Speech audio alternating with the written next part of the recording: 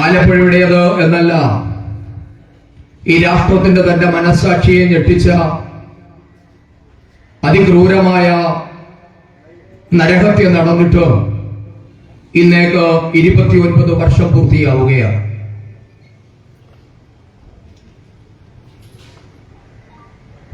വാടിക്കൽ രാമകൃഷ്ണൻ എന്ന സംഘത്തിന്റെ മുഖ്യ ശിക്ഷകരിൽ തുടങ്ങിയ കേരളത്തിന്റെ രാഷ്ട്രീയ കൊലപാതകം എല്ലാ ജില്ലകളിലും അതിന്റെ സീമകളിൽ ലംഘിച്ച് സംഘത്തിന്റെയും ഭാരതീയ ജനതാ പാർട്ടിയുടെയും അഖില ഭാരതീയ വിദ്യാർത്ഥി പരിഷത്തിന്റെയും ഒക്കെ നൂറുകണക്കിന് പ്രവർത്തകരെയാണ് കൊന്നു തള്ളിയിട്ടുള്ളത്. പക്ഷെ പരിമലയിൽ 1996 സെപ്റ്റംബർ മാസം 17-ാം തീയതി നടന്നതുപോലെ ഒരു ക്രൂര സംഭവം ഇന്ത്യയുടെ ചരിത്രത്തിലില്ല. നടന്ന കൊലപാതകത്തിന്റെ കാഠിന്യമല്ല പരിമല സംഭവത്തെ മറ്റേതൊരു രാഷ്ട്രീയ കൊലപാതകത്തിൽ നിന്നും വ്യത്യസ്തമാക്കുന്നത്.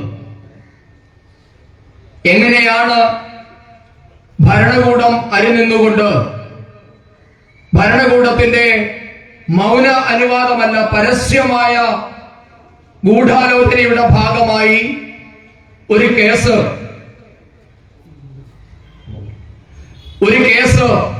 അട്ടിമറിക്കപ്പെട്ടതോ എന്നതിന്റെ ഉത്തമ ഉദാഹരണമാണ് ഇന്ത്യൻ ജനാധിപത്യത്തിനും ഇന്ത്യൻ ജുഡീഷ്യറിക്കും നാണക്കേടുണ്ടാക്കിയ ഒരു സംഭവമായിരുന്നു പരിമല സംഭവം എന്ന പിൽക്കാലത്ത് അറിയപ്പെട്ട ഈ ദാരുണമായ സംഭവം. 3 വിദ്യാർത്ഥികളെ പമ്പയാറിന്റെ അഗാധങ്ങളിലേക്ക് ചുടുകട്ടക്കൊണ്ട് എറിഞ്ഞു താഴ്ത്തി കൊലപ്പെടുത്തിയതിനു ശേഷം കമ്മ്യൂണിസ്റ്റ് പാർട്ടി ഓഫ് ഇന്ത്യ മാർക്സിസ്റ്റിന്റെ നേതൃത്വത്തിൽ കേരളത്തിൽ അരങ്ങേറിയത് മനസാക്ഷിയുള്ള ഏതൊരാളെയും ലജ്ജിപ്പിക്കുന്ന, ഭയപ്പെടുത്തുന്ന സംഭവങ്ങളായിരുന്നു. മാനവവാദത്തിന്റെ അപ്പോസ്തലൻ എന്ന വാഴ്ത്തുപാട്ടുകൾ ഏറെ കേട്ടിട്ടുള്ള ഏറമ്പാല കൃഷ്ണൻ നായനാർ എന്ന EK നായനാരാണ് അന്ന് കേരളത്തിന്റെ മുഖ്യമന്ത്രി. പാവങ്ങളുടെ പടത്തലവൻ എന്ന വലിയ വിളിപ്പേരുള്ള വിപ്ലവ നായകൻ, വേലിക്കകത്ത് ശങ്കരൻ അച്യുതാനന്ദൻ, അന്ന് CPIM-ന്റെ കിരീടം വെക്കാത്ത രാജാവായി അധികാരം വാഴുന്ന കാലം. FIR മുതൽ പോസ്റ്റ്മോർട്ടം റിപ്പോർട്ട് വരെ അട്ടിമറിക്കപ്പെട്ട ഒരു കേസ് കേരളത്തിന്റെ കൊലപാതക ചരിത്രത്തിൽ ഇന്നേ വരെ ഉണ്ടായിട്ടില്ലാത്ത അട്ടിമറികളാണ് നടന്നിട്ടുള്ളത്. എങ്ങനെയാണ് കമ്മ്യൂണിസ്റ്റ് പ്രസ്ഥാനം ഒരു സമൂഹത്തെ മുഴുവൻ അവരുടെ ക്രൂരമായ ഭ്രംഷ്ടകൾ ഉപയോഗിച്ച് ഇല്ലായ്മ ചെയ്യുന്നതോ എന്നത് പരിമലയിൽ തെളിഞ്ഞു. വലിയ മാനവവാദിയായി വാഴ്ത്തപ്പെടുന്ന EK നായനാർ അന്ന് നിയമസഭയിൽ സബ്മിഷൻ ഉന്നയിക്കപ്പെട്ടപ്പോ അന്നത്തെ കോൺഗ്രസ് നേതാക്കന്മാരോട് ചോദിച്ചത് ABVP-ക്കാർ ചത്താൽ അനക്കെന്താ എന്നായിരുന്നു. VS അച്യുതാനന്ദൻ എന്ന വലിയ പാവങ്ങളുടെ പടത്തലവൻ ആട്ടിയത് മദ്യപിച്ച് വെള്ളത്തിൽ ചാടിയവർ പാന്റിന്റെ പോക്കറ്റിൽ വെള്ളം കയറി മരിച്ചതിന് നിങ്ങൾക്കൊക്കെ എന്ത് സൂക്കേടാണ് എന്നാണ് VS അച്യുതാനന്ദൻ ചോദിച്ചത്. പ്രിയപ്പെട്ടവർ, ഇവരൊക്കെയാണ് നമ്മുടെ ഇടയിൽ വലിയ മാന്യന്മാരായി വിലസി നടന്നത്. പിൽക്കാലത്ത് ഈ കേസ് പരിഗണിച്ച പത്തനംതിട്ടയുടെ അഡീഷണൽ ജഡ്ജായിരുന്ന വർഗീസ് T. എബ്രഹാം അദ്ദേഹത്തിന്റെ വിധിന്യായത്തിൽ ഇങ്ങനെ കുറിച്ചു: prosecution has suppressed the material piece of evidence and genesis of occurrence. The start is suppressed, its continuation is concealed and the terminal point is shut out, with the result that no reasonable person is able to find out the truth of the case. Investigating officers are changed within hours, one after another. Accused persons in the original FIR are deleted and others are newly included. ഇന്ത്യയുടെ ജുഡീഷ്യറിയുടെ ചരിത്രത്തിൽ ഒരു ജഡ്ജും പറയാത്ത വിധിന്യായമാണ് Pathanamthitta additional judge പറഞ്ഞത്. അദ്ദേഹം പറഞ്ഞു, ഏറെ മനോവേദനയോടുകൂടിയാണ് ഞാൻ ഇന്ന് ഈ കേസിൽ വിധി പറയുന്നത്. കാരണം എന്റെ മുൻപാകെ സമർപ്പിക്കപ്പെട്ട തെളിവുകൾ, പോലീസ് തയ്യാറാക്കിയ കുറ്റപത്രം, FIR മുതൽ പോസ്റ്റ്മോർട്ടം റിപ്പോർട്ട്, സാക്ഷിമൊഴികൾ എല്ലാം അട്ടിമറിക്കപ്പെട്ട ഒരു കേസാണ് എന്റെ മുൻപാകെ സമർപ്പിക്കപ്പെട്ടിരിക്കുന്നത്. മക്കളെ നഷ്ടപ്പെട്ട മാതാപിതാക്കളോട് സഹതാപവും അനുതാപവും പ്രകടിപ്പിക്കാൻ മാത്രം കഴിയുന്ന നിസ്സഹായാവസ്ഥയോടെ എന്റെ മുന്നിൽ പ്രതിചേർക്കപ്പെട്ടു നിൽക്കുന്ന എല്ലാവരെയും നിരുപാധികം വിട്ടയക്കുന്നു എന്നാണ് വർഗീസ് ടി ജോസഫ് എന്ന ന്യായാധിപൻ വിധി എഴുതിയത്. എന്താണ് ഇത് കാണിക്കുന്നത്? ഈ പരിമല പമ്പ കോളേജില് അത് പഠിപ്പിച്ചിരുന്ന അധ്യാപകരുണ്ട്. ഈ മാതാറിന്റെ പരിസരങ്ങളിൽ അവരിൽ ചിലർ ഇന്നും ജീവിക്കുന്നുണ്ട്. അവരുടെ അവസ്ഥയെ പറ്റി ഞാൻ പറയുന്നൊന്നുമില്ല. മരിച്ച അനുവിന്റെയും സുജിത്തിന്റെയും ഒക്കെ വീടുകളോട് വളരെയധികം അടുപ്പമുണ്ടായിരുന്ന അധ്യാപകന്മാര് അവരിൽ പോലും ഈ കേസിൽ സാക്ഷി പറയാൻ തയ്യാറായില്ല എന്ന് പറയുമ്പോ CPIM എങ്ങനെയാണ് ആസൂത്രിതമായ ഒരു കൊലപാതകം നടത്തിയത് എന്നതിന്റെ ലക്ഷണമാണത്. അധ്യാപകരെ വീട്ടിലെത്തി ഭീഷണിപ്പെടുത്തി. ഇവിടെ പറഞ്ഞു, ആ കുഞ്ഞുങ്ങളെ തങ്ങളുടെ സാരിത്വം ഉപയോഗിച്ച് രക്ഷപ്പെടുത്താൻ ശ്രമിച്ച ഉമ്മമാരെ ആട്ടി ഓടിച്ചു. അവർ സാക്ഷി പറയാൻ ചെന്നപ്പോൾ ചോദിച്ചു, RSSകാര് ചത്തതിന് മുസ്ലിങ്ങളെ സാക്ഷി പറയാൻ തയ്യാറുണ്ടോ എന്ന് ചോദിച്ച് അവരെ ഭീഷണിപ്പെടുത്തി, അവരുടെ നാവിനെ നിശബ്ദമാക്കി. Postmortem report അട്ടിമറിക്കപ്പെട്ടു. തിരുവനന്തപുരത്ത് നിന്നും ആലപ്പുഴയിൽ നിന്നും നിരവധി ടെലിഫോൺ കോളുകൾ, അങ്ങോട്ടും ഇങ്ങോട്ടുമുള്ള യാത്രകൾ, പോസ്റ്റ്മോർട്ടം റിപ്പോർട്ട് അടക്കം അട്ടിമറിക്കപ്പെട്ട ഒരു കേസ്. ഇനി ഏത് ഏജൻസിയുടെ മുൻപാകെ കൊണ്ടുചെന്നാലും അവർക്കൊന്നും ചെയ്യാൻ പറ്റാത്തതുപോലെ അട്ടിമറിക്കപ്പെട്ട ഒരു കേസാണ് പരിമല സംഭവം എന്ന് നാം മനസ്സിലാക്കണം. കമ്മ്യൂണിസ്റ്റ് പാർട്ടി എത്രമാത്രം ക്രൂരമായാണ് സമൂഹത്തോട് തങ്ങളുടെ വിശ്വാസ പ്രമാണങ്ങളെ അംഗീകരിക്കാത്തവരോട് പ്രതികരിക്കുന്നത് എന്നതിന് ഇതിലും വലിയ ഉദാഹരണം വേണം. കമ്മ്യൂണിസ്റ്റ് പാർട്ടിയുടെ ക്രൂരതകളെ പറ്റി ഞാൻ നിങ്ങളോട് പറഞ്ഞു തരേണ്ട ആവശ്യമില്ല. ലോകത്തിൽ ഏറ്റവും അധികം ജനങ്ങളെ കൂട്ടക്കൊല ചെയ്ത ഒരു പ്രത്യയ ശാസ്ത്രമുണ്ടെങ്കിൽ ഇത് കമ്മ്യൂണിസമാണ്. താലിബാൻകാരനോ ISISകാരനോ ജിഹാദിയോ ഒന്നുമല്ല ലോകത്തിൽ ഏറ്റവും കൂടുതൽ ആൾക്കാരെ കൊല ചെയ്തിട്ടുള്ളത്. അത് മാനവവാദവും സമത്വത്തെയും സ്വാതന്ത്ര്യത്തെയും സോഷ്യലിസത്തെ പറ്റിയും ഒക്കെ വാഗോരാതെ സംസാരിക്കുന്ന കമ്മ്യൂണിസ്റ്റുകാരനാണ്. 60 ലക്ഷം പേരെ കൊന്നൊടുക്കിയ സ്റ്റാലിന്റെ പിന്മുറക്കാരായ കേരളത്തിലെ കമ്മ്യൂണിസ്റ്റുകാരിൽ നിന്നും നമുക്ക് നീതി പ്രതീക്ഷിക്കാനാകുമോ? ഇന്ന് ലോകത്തിൽ ഏതെങ്കിലും ഒരു കമ്മ്യൂണിസ്റ്റ് പ്രസ്ഥാനത്തിന്റെ ഓഫീസിൽ സ്റ്റാലിന്റെ പടമുണ്ടെങ്കിൽ അത് കേരളത്തിലെ ഇന്ത്യയിലെ കമ്മ്യൂണിസ്റ്റ് മാർക്സിസ്റ്റ് പാർട്ടിയുടെ ഓഫീസിൽ മാത്രമാണെന്ന് നിങ്ങൾ തിരിച്ചറിയണം. സോവിയറ്റ് യൂണിയനിൽ പോലും ഇന്ന് സ്റ്റാലിന്റെ ചിത്രമെടുത്തവർ കുപ്പത്തൊട്ടിയിലേക്ക് വലിച്ചെറിഞ്ഞിരിക്കുന്നു. ചൈന സ്റ്റാലിനെ അംഗീകരിക്കുന്നതേയില്ല. കംബോഡിയ അംഗീകരിക്കുന്നില്ല. എന്തിന്? ഇന്ന് ജീവിച്ചിരിക്കുന്ന ഏറ്റവും വലിയ ഏകാധിപതിയായ വടക്കൻ ജർമ്മനിയിലെ കിം ജോങ് ഉന്ന് പോലും സ്റ്റാലിനെ അംഗീകരിക്കാത്തപ്പോ നമ്മുടെ നാട്ടിൽ ജനാധിപത്യത്തിന്റെ സ്പോൺസർമാരായ പിണറായി വിജയനും MV ഗോവിന്ദനും MA ബേബിയും ഒക്കെ എല്ലാ ദിവസവും അവരുടെ ഓഫീസിൽ വെച്ച് ആരാധിക്കുന്ന ചിത്രം സ്റ്റാലിന്റേതാണ്. 60 ലക്ഷം പേരെയാണ് സ്റ്റാലിൻ കൊന്നൊടുക്കിയതെന്നാണ് ഔദ്യോഗികമായ കണക്കുകൾ. ഇത്രയേറെ ക്രൂരത ചെയ്തവർ. നിങ്ങൾക്കറിയാം, ഇന്ത്യയിലെ രാഷ്ട്രീയ കൊലപാതകങ്ങളുടെ ആദ്യ എപ്പിസോഡ് തുടങ്ങുന്നത് തലശ്ശേരിയിലെ ഞാൻ മുമ്പ് പറഞ്ഞ വാടിക്കൽ രാമകൃഷ്ണനെ കൊന്നുകൊണ്ട് ഇന്ന് കേരളത്തിന്റെ മുഖ്യമന്ത്രി പദം കൈയാളുന്ന ശ്രീമാൻ പിണറായി വിജയനാണ്. അതേ പിണറായി വിജയന്റെ പാത പിന്തുടർന്നുകൊണ്ട് പിന്നീട് ബംഗാളും ത്രിപുരയും ഒക്കെ രാഷ്ട്രീയ കൊലപാതകങ്ങൾ ഏറ്റെടുത്തു നടത്തി. പിൽക്കാലത്ത് കമ്മ്യൂണിസ്റ്റ് പാർട്ടി വിട്ട ശ്രീമാൻ AP അബ്ദുള്ളക്കുട്ടി, അദ്ദേഹം ഭാരതീയ ജനതാ പാർട്ടിയുടെ ദേശീയ വൈസ് പ്രസിഡന്റായി പിന്നീട് രംഗത്തെത്തി. അദ്ദേഹത്തിന്റെ ആത്മകഥയിൽ പറഞ്ഞിട്ടുണ്ട്, പിണറായി വിജയൻ ഒരു പാർട്ടി കമ്മിറ്റിയിൽ വന്നിട്ട് സഖാക്കന്മാരെ ശാസിച്ച കാര്യം നിങ്ങൾക്ക് കൊല്ലാനറിയില്ല. ആരാ പറയുന്നത്? 16 വർഷം 1-ാം നമ്പർ കേരളത്തെ നയിച്ച കമ്മ്യൂണിസ്റ്റ് പാർട്ടിയെ നയിച്ച പിണറായി വിജയൻ അവരുടെ പാർട്ടി കമ്മിറ്റിയിൽ സഖാക്കന്മാരെ ശാസിക്കുക. നിങ്ങൾക്ക് കൊല്ലാനറിയില്ല. നിങ്ങൾ ബംഗാളിലെ സഖാക്കന്മാരെ കണ്ടുപഠിക്കണം. കാരണം അവർ കൊന്നാൽ തെളിവ് പോലും അവശേഷിക്കാറില്ല. എന്നിട്ട് അദ്ദേഹം വിശദീകരിച്ചു കൊടുക്കുന്നു എന്താണ് ഇത് നമ്മൾ BJP-ക്കാർ പറയുന്നല്ലേ. അബ്ദുള്ള കുട്ടി, അവരുടെ കൂടെ ഉണ്ടും ഉറങ്ങിയും നടന്ന അബ്ദുള്ള കുട്ടി ഇന്ന് അദ്ദേഹം ഭാരതീയ ജനതാ പാർട്ടിയാണ്. എനിക്ക് തോന്നുന്നു പരിമല സംഭവം നടക്കുമ്പോൾ അബ്ദുള്ള കുട്ടി SFIയുടെ സംസ്ഥാന പ്രസിഡന്റ് ആണെന്നാണ് ഞാൻ മനസ്സിലാക്കുന്നത്. അതേ അബ്ദുള്ള കുട്ടിയാണ് പറയുന്നത് എങ്ങനെയാണ് കൊലപാതകം നടത്തേണ്ടതെന്നും പിന്നീട് തെളിവ് നശിപ്പിക്കേണ്ടതെന്നും പിണറായി വിജയൻ അദ്ദേഹത്തിന് ക്ലാസ് എടുത്തു.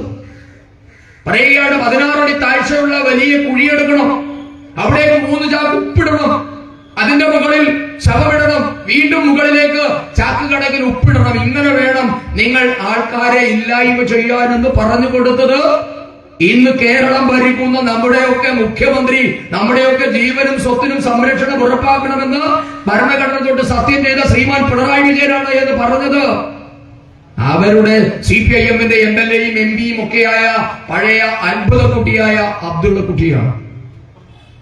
ഇങ്ങനെയാണ് ഇന്ത്യ മഹാരാജ്യത്തെ എല്ലായിടത്തും CPIM പെരുമാറിയത്. ബംഗാളിൽ ഇത് തന്നെയാണ്. ബംഗാളിൽ സെയിൻബാരി എന്ന് പറയുന്ന സ്ഥലത്ത് കുഞ്ഞുങ്ങളെ അമ്മയുടെ മുൻപിലിട്ട് 2 ചെറുപ്പക്കാരെ വെട്ടിക്കൊന്നിട്ട് ആ ചോര പുരണ്ട ചോറ് ആ അമ്മയെ കൊണ്ട് തീറ്റിച്ചിട്ടുണ്ട് കമ്മ്യൂണിസ്റ്റ് പാർട്ടിക്കാര്. ഇന്നിവിടെ നടക്കുന്ന ഇന്ന് നരേന്ദ്രമോദിയെയും ഭാരതീയ ജനതാ പാർട്ടിയെയും ഒക്കെ താഴെ ഇറക്കാൻ നടക്കുന്ന കോൺഗ്രസുകാരന് ചരിത്രമൊന്നും അറിയില്ല.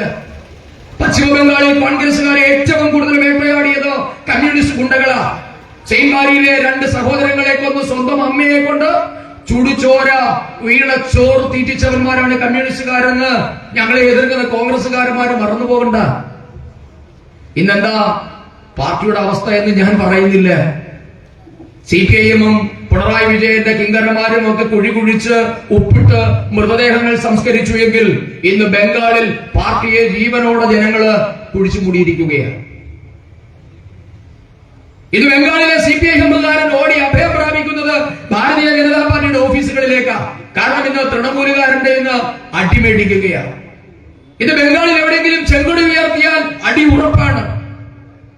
പഴയ CPM ഓഫീസുകളൊക്കെ ഇന്ന് ഭാരതീയ ജനതാ പാർട്ടിയുടെ ഓഫീസുകളായി മാറിക്കൊണ്ടിരിക്കുന്നു. ഇതാണ് ബംഗാളിന്റെ ചിത്രം. ത്രിപുരയുടെ അവസ്ഥയെ പറ്റി ഞാൻ പറയുന്നില്ല. ഇങ്ങനെ ഭരിച്ച നാടുകളെ മുഴുവൻ മുടിച്ച ചരിത്രമാണ് കമ്മ്യൂണിസ്റ്റ് പാർട്ടിക്കുള്ളത്. പക്ഷെ കേരളത്തിൽ മാത്രം ഇന്ന് കമ്മ്യൂണിസം എന്ന് പറഞ്ഞാൽ എന്തോ ദിവ്യത്വമുള്ള സംഗതിയാണ്. കമ്മ്യൂണിസ്റ്റ് പാർട്ടിയോട് ഈ നാട് രക്ഷപ്പെടുമെന്നൊക്കെയാണ് ആരെങ്കിലും കരുതുന്നുണ്ടെങ്കിൽ നിങ്ങൾ വിഡ്ഢികളുടെ സ്വർഗത്തിലല്ല വിഡ്ഢികളുടെ നരകത്തിലാണ് എന്ന് പറയേണ്ടി വരും. എന്താ കമ്മ്യൂണിസ്റ്റ് പാർട്ടി ഭരിച്ച 36 വർഷം ഭരിച്ച പശ്ചിമ ബംഗാളിന്റെ അവസ്ഥ എന്താ? അല്ലെ, കേരളം 1-ാം നമ്പറാക്കിയത് കമ്മ്യൂണിസ്റ്റുകാരാണെന്നാണല്ലോ പുട്ടിന് വീര പോലെ ഇടയ്ക്കിടയ്ക്ക് പറയുന്നത്. എന്നെ കേൾക്കുന്ന ഏതെങ്കിലും കമ്മ്യൂണിസ്റ്റുകാരുണ്ടെങ്കിൽ ഞാൻ നിങ്ങളോട് ചോദിക്കട്ടെ, സഖാവെ നിങ്ങള് ആദ്യമായിട്ടാണല്ലോ തുടർച്ചയായി കേരളം ഭരിക്കുന്നത്. അതിനു മുൻപ് ഒന്നിടവിട്ട വർഷങ്ങളിലാണല്ലോ ഭരിച്ചുകൊണ്ടിരുന്നത്, ഒന്നിടവിട്ട ടേമുകളിൽ. ഈ ഒന്നിടവിട്ട ഭരിച്ച ടേം ഉള്ള കേരളത്തെ നിങ്ങൾ 1-ാം നമ്പർ ആക്കിയെങ്കിൽ എന്തുകൊണ്ടാ 36 വർഷം ഭരിച്ച ബംഗാളിനെ 1-ാം നമ്പർ ആക്കാതിരുന്നത്? എന്താ ബംഗാളിന്റെ അവസ്ഥ എന്താ? ഇവിടെ എന്നെ കേൾക്കുന്ന നിങ്ങളുടെയൊക്കെ വീടിന്റെ കക്കൂസ് വരാൻ വരുന്നതാരാ? നിങ്ങളുടെ മിക്ക വീട്ടിൽ തേങ്ങ ഇടാൻ വരുന്നതാരാ? നമുക്കൊക്കെ ഈ കടകളിൽ പൊറോട്ട അടിച്ചും ചായ അടിച്ചും ഓംലെറ്റ് അടിച്ചും തരുന്നതാരാ? പാർട്ടിയുടെ പഴയ ഏരിയ സെക്രട്ടറിമാരും ജില്ലാ കമ്മിറ്റി അംഗങ്ങളും ലോക്കൽ കമ്മിറ്റി സെക്രട്ടറിമാരും ഒക്കെയാ അല്ലേ? എന്തായിരുന്നു ഒരു കാലത്ത് ബംഗാൾ? ബംഗാൾ എന്നുള്ളത് സ്വാമി വിവേകാനന്ദന്റെ, രാമകൃഷ്ണദേവന്റെ, മഹർഷി അരവിന്ദന്റെ, സുഭാഷ് ചന്ദ്രബോസിന്റെ, സൂര്യസെന്നിന്റെ, രവീന്ദ്രനാഥ ടാഗോറിന്റെ ഒക്കെ നാടായിരുന്നു ബംഗാൾ. ഭാരതത്തിന്റെ ബുദ്ധി കേന്ദ്രം എന്നായിരുന്നു ഒരു കാലത്ത് ബംഗാളിനെ വിളിച്ചിരുന്നത്. ഇന്ത്യൻ അസ്വസ്ഥതകൾ മുഴുവൻ ഉണ്ടായത് ബംഗാളിൽ നിന്നായിരുന്നു എന്നാണ് ബ്രിട്ടീഷുകാർ വിലയിരുത്തിയത്. അങ്ങനെ സുവർണ ബംഗാളായിരുന്ന ബംഗാളിന്റെ ഇന്നത്തെ അവസ്ഥ എന്താ? വിവേകാനന്ദന്റെയും രവീന്ദ്രനാഥ ടാഗോറിന്റെയും ഒക്കെ പിൻഗാമികള് എന്റെയും നിങ്ങളുടെയും ഒക്കെ വീട്ടിൽ വന്ന് വാഴയ്ക്ക് തടവെടുക്കുകയാണ്. 36 വർഷത്തെ കമ്മ്യൂണിസ്റ്റുകാരുടെ ഭരണത്തിന്റെ ബാക്കി പത്രമാ. ഇവിടെ വരുന്ന ബംഗാളികൾ ആരും മോശക്കാരൊന്നുമല്ല. അവന്റെ ജീനിൽ കൂടി ഓടുന്ന രക്തം, അവന്റെ ഞരമ്പിൽ കൂടി ഓടുന്ന രക്തം വിവേകാനന്ദന്റെയും അരവിന്ദന്റെയും ടാഗോറിന്റെയും സുഭാഷ് ചന്ദ്രബോസിന്റെയും നമ്മുടെ ശ്യാം ബെനഗലിന്റെയും അടക്കമുള്ള പ്രതിഭാശാലികളുടെ രക്തമാണ് അവന്റെയും ഞരമ്പുകളിൽ കൂടി ഓടുന്നത്. പക്ഷേ 36 വർഷം കമ്മ്യൂണിസത്തെ വിശ്വസിച്ചതിന്റെ പരിണിത ഫലം ഇനി ആ ജനത കൊടുത്തുകൊണ്ടിരിക്കുകയാണ്. ബംഗാളികൾ നാട് വിട്ട് ഓടി എല്ലായിടത്തും ഓടി നടന്ന് കൂലിവേല ചെയ്ത് അവരുടെ കുടുംബത്തെ പോറ്റേണ്ട അവസ്ഥയിലേക്ക് എത്തിച്ചത് 36 വർഷത്തെ ബംഗാളിന്റെ ഭരണമാണ്. പ്രിയപ്പെട്ടവരെ, ഞാൻ ഒരിക്കൽ കൊൽക്കത്തയിൽ പോകാൻ എനിക്കൊരു അവസരം കിട്ടി. ഒരു 18 വർഷങ്ങൾക്ക് മുൻപ് ഇന്ത്യ മഹാരാജ്യത്ത് അന്ന് മനുഷ്യനെ വെച്ച് വലിക്കുന്ന റിക്ഷയുള്ള ഏക നഗരമായിരുന്നു കൊൽക്കത്ത. അന്ന് അവിടെ ജ്യോതി ബസുവിന്റെ പിൻഗാമിയായ ബുദ്ധദേവ് ഭട്ടാചാര്യ ഭരിക്കുന്ന കാലഘട്ടമാണ്. മനുഷ്യനെ വെച്ച് വലിച്ചു കൊണ്ടുപോകുന്ന റിക്ഷയുള്ള നഗരം കൊൽക്കത്തയാണ്. ഞാൻ ത്രിപുരയുടെ അവസ്ഥ പറയുന്നില്ല. 27 വർഷം കമ്മ്യൂണിസ്റ്റ് പാർട്ടി ത്രിപുര ഭരിച്ചു. അവിടുത്തെ ഏറ്റവും വലിയ ടൂറിസ്റ്റ് കേന്ദ്രം എന്നുള്ളത് ത്രിപുരയിൽ ഉണ്ടായിരുന്ന ഇന്റർനാഷണൽ വിമാനത്താവളമാണ്. സ്കൂളിൽ നിന്നും കുട്ടികളെ എക്സ്കർഷന് കൊണ്ടുപോകുന്നത് വിമാനം കാണിക്കാനാണ്. ദേശീയപാത എന്ന സങ്കല്പം പോലും ഇല്ലാതിരുന്ന ത്രിപുര, റെയിൽ വികസനമില്ലാതിരുന്ന ത്രിപുര, വിദ്യാഭ്യാസ സ്ഥാപനങ്ങളോ ആരോഗ്യ സ്ഥാപനങ്ങളോ ഇല്ലാത്ത ത്രിപുര 27 വർഷത്തെ കമ്മ്യൂണിസ്റ്റ് പാർട്ടിയുടെ സംഭാവനയാണ്. ഈ അവസ്ഥയിലേക്ക് കേരളത്തെയും കൊണ്ടുചെന്നെത്തിക്കണമെന്നാണ് പിണറായി വിജയനും പിണറായിയുടെ പിൻഗാമികളും പറയുന്നതെങ്കിൽ അത് അംഗീകരിച്ചു തരാനുള്ള മനസ്സില്ല എന്നാണ് കേരളം നിങ്ങളോട് പറയുന്നത്. കേരളത്തെ അങ്ങനെ നിങ്ങളുടെ അരാജകത്വത്തിലേക്ക് വിട്ടു നൽകാൻ ഭാരതീയ ജനതാ പാർട്ടി ഉള്ളിടത്തോളം കാലം സമ്മതിക്കില്ല എന്ന് നിങ്ങൾ മനസ്സിലാക്കണം. ഞങ്ങളെ തോൽപ്പിക്കാൻ പല നമ്പറുകൾ ഇറക്കിയില്ലേ? എന്തായിരുന്നു കമ്മ്യൂണിസ്റ്റ് പാർട്ടിയുടെ ഹുങ്ക് ഒരു കാലഘട്ടത്തിൽ? ഉത്തരേന്ത്യൻ പരിധി ഗ്രാമങ്ങളിൽ വേവില്ല എന്ന് പറഞ്ഞ് കേരളത്തിലെ എല്ലാ ഗ്രാമങ്ങളിൽ നിന്നും RSSകാരെയും BJPക്കാരെയും ആട്ടി ഓടിക്കാനും അടിച്ചോടിക്കാനും ഇല്ലായ്മ ചെയ്യാനും ഒക്കെ നടന്നിരുന്ന പല സഖാക്കന്മാരുമാണ് ഇന്ന് ഭാരതീയ ജനതാ പാർട്ടിയുടെ ബൂത്ത് കമ്മിറ്റി പ്രസിഡന്റുമാരും ഏരിയ പ്രസിഡന്റുമാരും എന്ന് നിങ്ങൾ മനസ്സിലാക്കണം. ഒരു കാലത്ത് BJPക്കാരനെ അടിച്ചോടിക്കാൻ വടിയെടുത്തവർ ഇന്ന് അതേ വടി കൊണ്ട് ഭാരതീയ ജനതാ പാർട്ടിയുടെ കൊടി കെട്ടി അത് ഉയർത്തി നടക്കുകയാണ് കേരളത്തിൽ. അതുകൊണ്ട് കമ്മ്യൂണിസ്റ്റുകാരനോട് ഞങ്ങൾ ഒരു കാര്യം പറയാം. നിങ്ങൾ എത്ര കാലം ശ്രമിച്ചാലും, നിങ്ങൾ ഇനി ഏത് തന്ത്രം പ്രയോഗിച്ചാലും, പിണറായി വിജയന്റെ ഉപ്പിട്ടു മൂടുന്ന തന്ത്രമല്ല, കോടിയേരി ബാലകൃഷ്ണന്റെ തന്ത്രമല്ല, MLA-യുടെ തന്ത്രമല്ല, സാക്ഷാൽ സ്റ്റാലിന്റെ തന്ത്രം പ്രയോഗിച്ചാലും ഭാരതീയ ജനതാ പാർട്ടി ഉയർത്തിയ കൊടിയെ താഴ്ത്തിക്കെട്ടാൻ നിങ്ങൾക്ക് സാധിക്കില്ല എന്ന് പിണറായി വിജയനെ കമ്മ്യൂണിസ്റ്റുകാരൻ മനസ്സിലാക്കിക്കൊള്ളണം. പക്ഷെ നിങ്ങൾക്ക് പരിമലയിൽ ചെയ്തതുപോലെയുള്ള മനസാക്ഷിയില്ലാത്ത ക്രൂരതകൾ ചെയ്യാൻ നിങ്ങൾക്ക് സാധിക്കും. അത് നിങ്ങളുടെ ജീനിന്റെ കുഴപ്പമാണ് എന്ന് ഞങ്ങൾ പറയുന്നുള്ളൂ. ഈ രാജ്യത്തെ മുഴുവൻ ജനങ്ങളെയും കൊന്നില്ലാതാക്കി കമ്മ്യൂണിസം വളർത്താമെന്നായിരുന്നു പലരുടെയും ധാരണ. അതിന്റെ ഭാഗമായി തന്നെയാണ് ഈ പരിമലയിലും ഇത്രയേറെ ക്രൂരതകൾ അരങ്ങേറിയത്. എന്നാൽ ക്രൂരതയിൽ ഇടപെട്ടവന്മാർ പലരും ഈ നാട്ടിൽ ഇന്നും നടക്കുന്നുണ്ട്. അവരുടെയൊക്കെ അവസ്ഥയെ ഞങ്ങൾ ഇപ്പോൾ വിധിക്ക് വിട്ടുകൊടുക്കുക എന്നതിലേക്ക് ഞങ്ങൾ ചുരുങ്ങിയിരിക്കുകയാണ്. ഭാരതീയ ജനതാ പാർട്ടി വിചാരിച്ചിരുന്നു എങ്കിൽ, അന്ന് RSS വിചാരിച്ചിരുന്നു എങ്കിൽ പരിമലയിലും മാന്നാറിലും എത്ര തലകൾ ഉരുളുമായിരുന്നു. മറന്നുപോയോ? മാന്നാറിലെയും പരിസര പ്രദേശങ്ങളിലും കമ്മ്യൂണിസ്റ്റുകാരും മറന്നുപോകണ്ട. ഇന്നിവിടെ കമ്മ്യൂണിസ്റ്റുകാരനായി എഴിഞ്ഞു കിടക്കുന്ന പലരുടെയും ജീവൻ അന്ന് മാന്നാറിലും ബുധനൂരിലും ചെങ്ങന്നൂരിലും കേരളത്തിലുമുള്ള RSSകാരന്റെ വിശാല മനസ്സുകൊണ്ടാണോ എന്ന് നിങ്ങൾ ചിന്തിക്കണം. നിങ്ങൾ ഇന്ന് ഞെളിഞ്ഞ് നടക്കുന്നുണ്ട് എങ്കിൽ ഞങ്ങൾ വേണ്ടെന്ന് വെച്ചത് കൊണ്ടാണ്. അല്ലാതെ ഭാരതീയ ജനതാ പാർട്ടിക്കോ RSSനോ ഒക്കെ 3ന് 30 തിരിച്ചടിക്കാനുള്ള ശേഷിയുള്ള കാലഘട്ടം തന്നെയായിരുന്നു 1990കളൊന്നും മറക്കണ്ട. പക്ഷേ ഞങ്ങൾ സംയമനം പാലിച്ചു. ഞങ്ങൾ പാലിച്ച സംയമനം എന്നുള്ളത് ഞങ്ങളുടെ ആദർശം ഞങ്ങളെ അതിൽ നിന്ന് വിലക്കിയത് കൊണ്ടാണ്. ഞങ്ങളുടെ അച്ചടക്കമുള്ള പ്രവർത്തകർ, ഞങ്ങളുടെ പക്വതയുള്ള നേതാക്കന്മാരുടെ വാക്കുകൾ കേട്ടതുകൊണ്ടാണ്. നിങ്ങളെ പോലെ ചെന്നായിക്കൂട്ടങ്ങളെയും പേപ്പട്ടികളെയും വളർത്തുന്ന പ്രസ്ഥാനമല്ല RSSും BJPയും എന്നുള്ളത് കൊണ്ടാണ് നിങ്ങളിൽ പലരും ഇന്ന് ജീവനോടെ ഇവിടെ നടക്കുന്നത്. നിങ്ങൾക്കറിയാം, അന്നുള്ള പോലീസ് ഉദ്യോഗസ്ഥന്മാരടക്കമുള്ളവർക്കറിയാം, പരിമലക്കടവ് ജംഗ്ഷനിൽ കൂടിയ പുരുഷാരം 29 വർഷങ്ങൾക്ക് മുൻപ് ഇവിടെ ഉണ്ടായിരുന്ന ആൾക്കാരുടെ ഓർമ്മയിൽ ഇന്നും പച്ചപിടിച്ച് നിൽപ്പുണ്ട്. 10,000-കണക്കിന് പ്രവർത്തകരാണെന്ന് പരിമലക്കടവ് ജംഗ്ഷനിൽ ഒത്തുകൂടിയത്.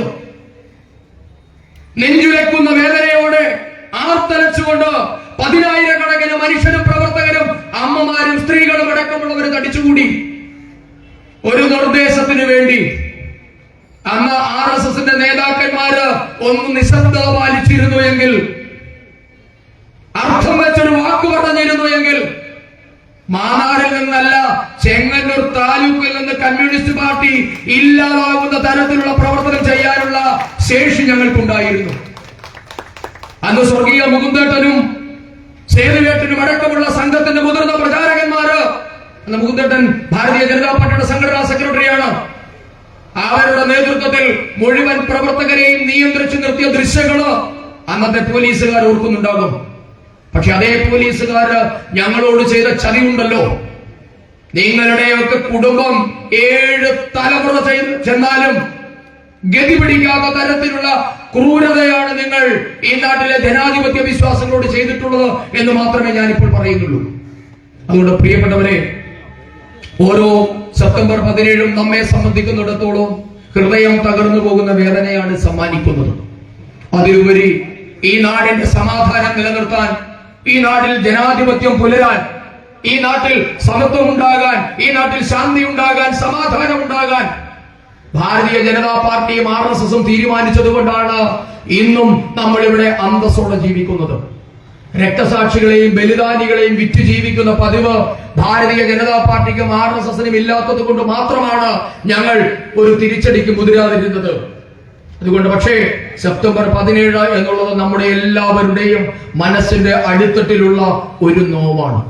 അത് എത്ര തലമുറ കഴിഞ്ഞാലും ആ ആദർശം, ആ നോവ് ഞങ്ങള് കൈമാറി സൂക്ഷിക്കും. ഓരോ സെപ്റ്റംബർ 17 നമുക്ക് പ്രതിജ്ഞ പുതുക്കലാണ്. ഇത്രയേറെ ജനാധിപത്യ വിരുദ്ധമായ, മനുഷ്യത്വ വിരുദ്ധമായ ഒരു ആദർശത്തെ, ഒരു ആശയത്തെ ഈ നാട്ടിൽ നിന്ന് ആശയം കൊണ്ട് തന്നെ നേരിടുമെന്ന് ഓരോ സെപ്റ്റംബർ 17 ഞങ്ങൾ പ്രതിജ്ഞ പുതുക്കുകയാണ്. ഞങ്ങൾ അങ്ങനെ ഓരോ സ്ഥലങ്ങളിലും പ്രതിജ്ഞ പുതുക്കിയതിന്റെ ഭാഗമാണ് ഇന്ന് കമ്മ്യൂണിസ്റ്റ് പാർട്ടി ഉപ്പുവെച്ച കലം പോലെ ആയിരിക്കുന്നത്. ഈ സെപ്റ്റംബർ 17 അതിന്റെ മറ്റൊരു തുടക്കം മാത്രമാണ് എന്ന് നിങ്ങളെ ഓർമ്മപ്പെടുത്തിക്കൊണ്ട്, ജനാധിപത്യത്തിന്റെ എല്ലാ അന്തസ്സത്തെയും ഉൾക്കൊണ്ടുകൊണ്ട്, ജനാധിപത്യപരമായ രീതിയിൽ തന്നെ ഞങ്ങൾ നിങ്ങളെ ഇല്ലായ്മ ചെയ്യുമെന്ന മുന്നറിയിപ്പ് നൽകിക്കൊണ്ട് ഇവിടുത്തെ കോൺഗ്രസുകാരോട് കൂടി ചില കാര്യങ്ങൾ പറയും. കോൺഗ്രസ് മുക്ത ഭാരതം എന്ന് ഞങ്ങൾ പറയുമ്പോ കമ്മ്യൂണിസ്റ്റുകാരൻ നിങ്ങളെ ബംഗാളിൽ ഓടിച്ചിട്ട് അടിച്ചില്ലായ്മ ചെയ്യുന്ന കോൺഗ്രസ് മുക്ത ഭാരതമല്ല ഭാരതീയ ജനതാ പാർട്ടി സ്വപ്നം കാണുന്നത്. നിങ്ങൾ ഇന്ന് മാതാമ്മയുടെ അടിമകളായി നടക്കുന്ന കോൺഗ്രസുകാരെ ഭാരതാംബയുടെ അടിമകളാക്കി മാറ്റുക എന്നതാണ് കോൺഗ്രസ് മുക്ത ഭാരതം എന്നതുകൊണ്ട് ഭാരതീയ ജനതാ പാർട്ടി ഉദ്ദേശിക്കുന്നത്. അത് ഇവിടെ സാധ്യമാകുമെന്ന കാര്യം നിങ്ങളെയും കൂടി ഓർമ്മപ്പെടുത്തിക്കൊണ്ട് കോൺഗ്രസുകാരനും കമ്മ്യൂണിസ്റ്റുകാരനും ചേർന്ന് ഭാരതീയ ജനതാ പാർട്ടിയെ ഇല്ലായ്മ ചെയ്യാനുള്ള ശ്രമങ്ങൾ നിർബാധം തുടരണമെന്ന് ആവശ്യപ്പെട്ടുകൊണ്ട് ഇവിടെ വന്നെത്തിച്ചേർന്ന എല്ലാ പ്രവർത്തകരെയും അഭിവാദ്യം ചെയ്തുകൊണ്ട് സെപ്റ്റംബർ 17 നൽകുന്ന ഈ ഊർജം നമ്മളുടെ പ്രവർത്തന പന്ഥാവിൽ, നമ്മളുടെ മുൻപോട്ടുള്ള പ്രയാണത്തിൽ കരുത്താകട്ടെ എന്ന് ആശംസിച്ചുകൊണ്ട് അനുവിന്റെയും സുജിത്തിന്റെയും കിം കരുണാകരന്റെയും ദീപ്തമായ ഓർമ്മകൾക്ക് മുൻപിൽ ശതകോടി പ്രണാമങ്ങൾ അർപ്പിച്ചുകൊണ്ട് ഞാൻ എന്റെ അധ്യക്ഷ ഭാഷണം നിർത്തുന്നു. വന്ദേ മാതരം. ഈ യോഗം ഔപചാരികമായി ഉദ്ഘാടനം ചെയ്യുവാൻ ഭാരതീയ ജനതാ പാർട്ടിയുടെ സംസ്ഥാന ജനറൽ സെക്രട്ടറി അനൂപ് ആന്റണി ക്ഷണിക്കുന്നു.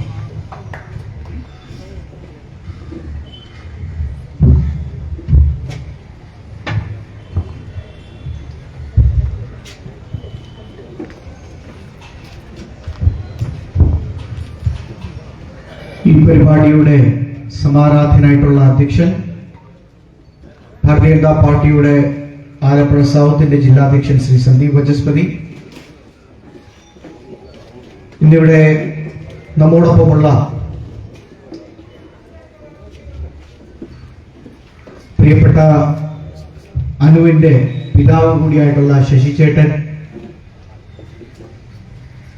അതുപോലെ ഇന്നിവിടെ മുഖ്യപ്രഭാഷണങ്ങൾ നടത്താൻ ഇവിടെ എത്തിയിട്ടുള്ള യുവമോർച്ചയുടെ സംസ്ഥാന അധ്യക്ഷൻ ശ്രീ മനു, ആലപ്പുഴ ജില്ലയുടെ മുൻ ജില്ലാധ്യക്ഷൻ ശ്രീ എം വി ഗോപകുമാർ, പത്തനംതിട്ടയുടെ BJPയുടെ സമാരാധനായ ജില്ലാധ്യക്ഷൻ ശ്രീ VA സൂരജ്,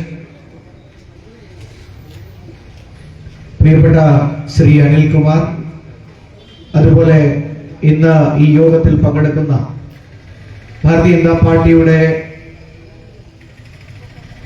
മേഖലയുടെയും സംസ്ഥാനത്തിന്റെയും ജില്ലയുടെയും സമുന്നതരായിട്ടുള്ള നേതാക്കന്മാർ, പ്രിയപ്പെട്ട സഹപ്രവർത്തകരെ, എന്നെ ശ്രമിക്കുന്ന നല്ലവരായിട്ടുള്ള എല്ലാ നാട്ടുകാർക്കും എന്റെ വിനീതമായ നമസ്കാരം.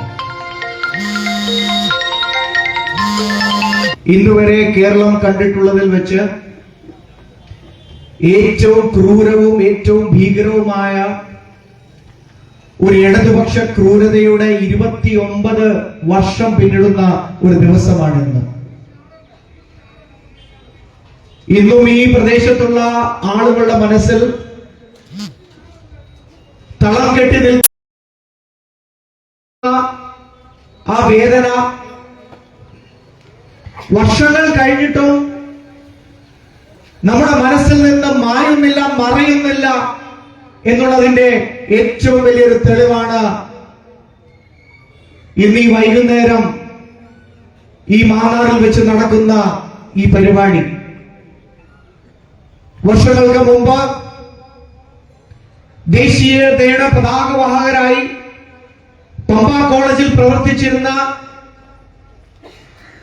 ഭാവിയിൽ ഈ രാജ്യത്തെയും ഈ ദേശത്തെയും ഒക്കെ നയിക്കേണ്ട നേതാക്കന്മാരായും മികച്ച സാമൂഹിക പ്രവർത്തകരായും മറ്റുമൊക്കെ മാറേണ്ടിയിരുന്ന,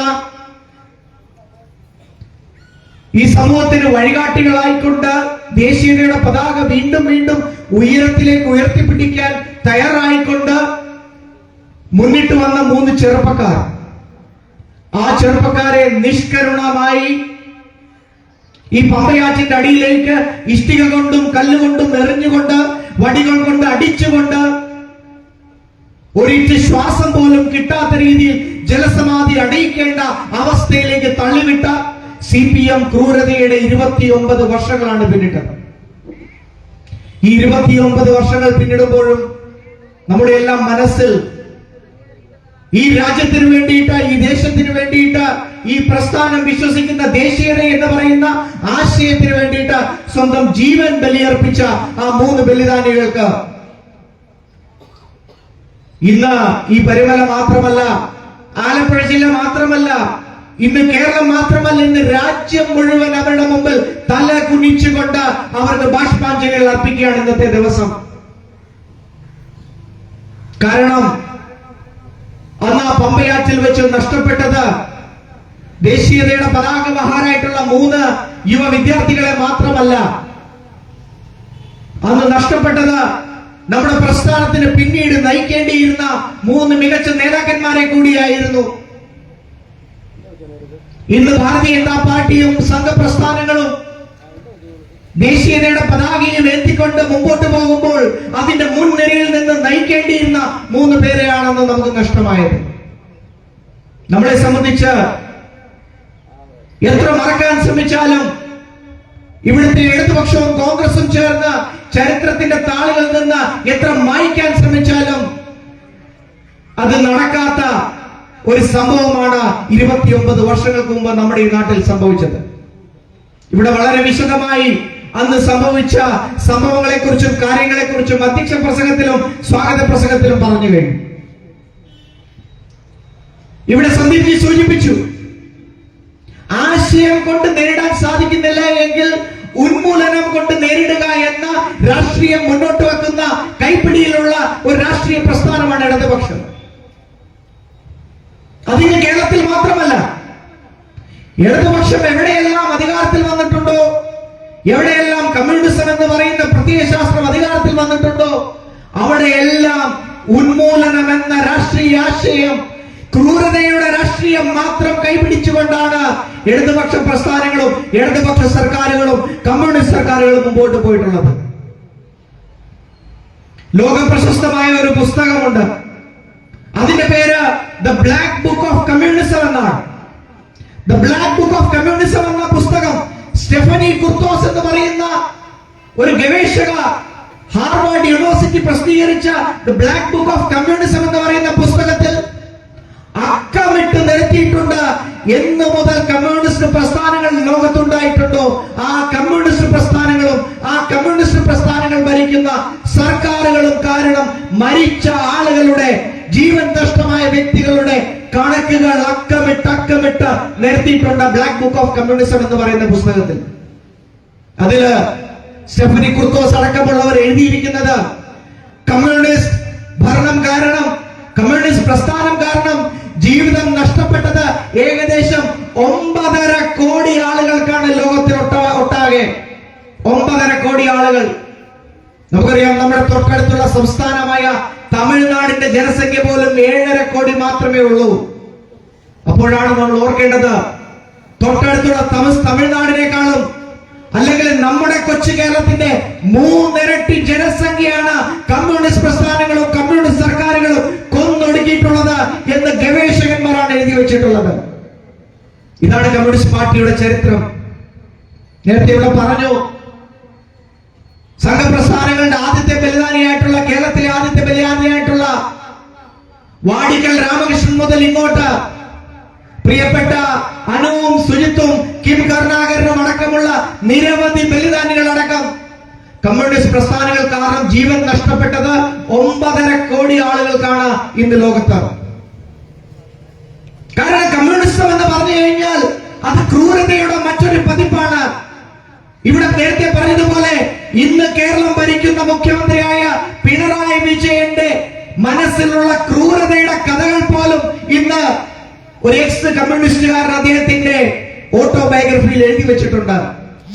എന്ന് പറഞ്ഞു കഴിഞ്ഞാൽ ഒരു വ്യക്തി കമ്മ്യൂണിസ്റ്റുകാരനായി മാറിക്കഴിഞ്ഞാൽ അയാളുടെ മനസ്സിലേക്ക് കുത്തിവെക്കുന്ന ആശയം, കുത്തിവെക്കുന്ന ക്രൂരതയുടെ അളവ്, കുത്തിവെക്കുന്ന ഭീകരതയുടെ അളവ് എത്രത്തോളം ഉണ്ട് എന്ന് ആ ഒരൊറ്റ പുസ്തകത്തിൽ എഴുതിയിരിക്കുന്ന ആ കാര്യങ്ങൾ മാത്രം വായിച്ചാൽ നമുക്ക് മനസ്സിലാവും.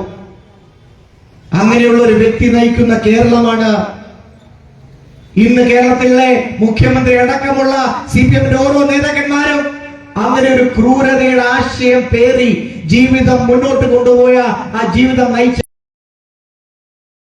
പ്രവർത്തകർ. നമ്മളെല്ലാം ചെറുപ്പം മുതലേ പഠിപ്പിക്കുന്നത് സ്വന്തം രാജ്യത്തെ സ്നേഹിക്കുക, സ്വന്തം രാജ്യത്തെ മാതാവായി കരുതി ആദരിക്കുക, സ്വന്തം രാജ്യത്തെ ഓരോ മനുഷ്യനെയും സ്വന്തം സഹോദരനും സഹോദരിയുമായി കണ്ടുകൊണ്ട് സ്നേഹിക്കുക, ആദരിക്കുക എന്നാണ് നമ്മുടെ പ്രസ്ഥാനം നമ്മളെ പഠിപ്പിക്കുന്നത്.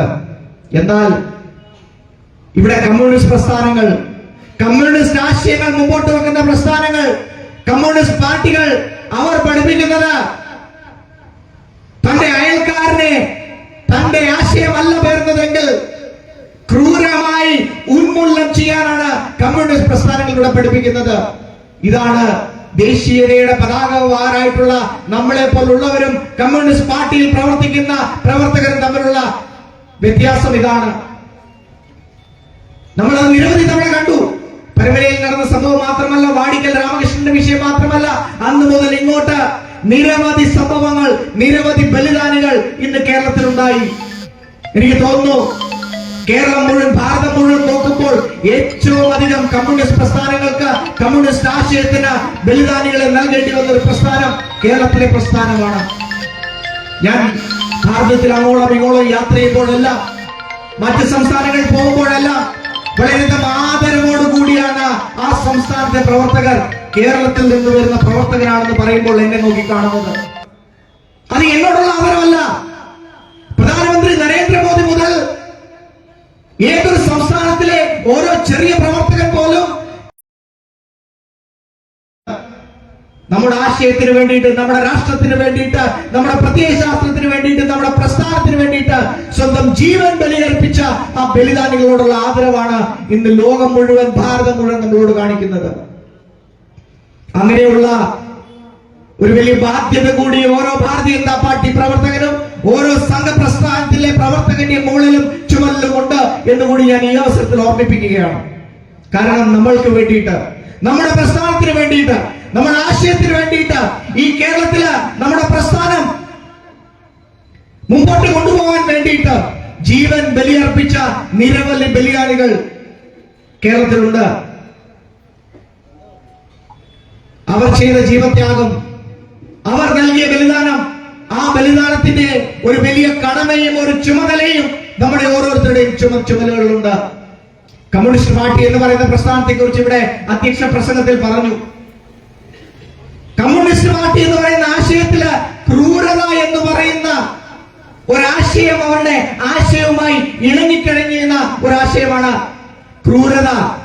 നമുക്കറിയാം, ഈ ക്രൂരത എന്ന് പറഞ്ഞാൽ ഒരു മനുഷ്യനെ ഉന്മൂലനം ചെയ്യുന്ന കാര്യത്തിൽ മാത്രമല്ല, ഇന്ന് കേരളത്തിലെ വർത്തമാന രാഷ്ട്രീയത്തില്, കേരളത്തിലെ വർത്തമാന സാഹചര്യത്തില് നമ്മൾ ഓരോ കാര്യങ്ങൾ എടുത്തു നോക്കിയാലും ആ കമ്മ്യൂണിസ്റ്റുകാരുടെ മനസ്സിൽ അന്ന് നേരത്തെ സന്ദീപ് ജി പറഞ്ഞതുപോലെ ശ്രീമാൻ പിണറായി വിജയനെ കുറിച്ച് ശ്രീ അബ്ദുള്ള കുട്ടി എഴുതി വെച്ചിരിക്കുന്ന ഓരോ കാര്യങ്ങളും പോലെ അതേ ക്രൂരതയോടുകൂടി കേരളത്തിലെ ഓരോ മനുഷ്യനോടുകൂടി പെരുമാറുന്ന ഒരു പ്രസ്ഥാനമാണ് ഇന്ന് കേരളം ഭരിക്കുന്നത്. കുറച്ച് ദിവസങ്ങൾക്ക് മുമ്പ് ഞാൻ തിരുവനന്തപുരത്ത് ഒരു പരിപാടിയിൽ പങ്കെടുക്കാൻ പോകുന്ന വഴിക്ക് ഓണത്തിന് തൊട്ടു മുമ്പ് സെക്രട്ടേറിയറ്റിന് മുമ്പിൽ ഇന്നും സമരത്തിലിരിക്കുന്ന ആശാ വർക്കർമാരെ കാണുകയുണ്ടായി.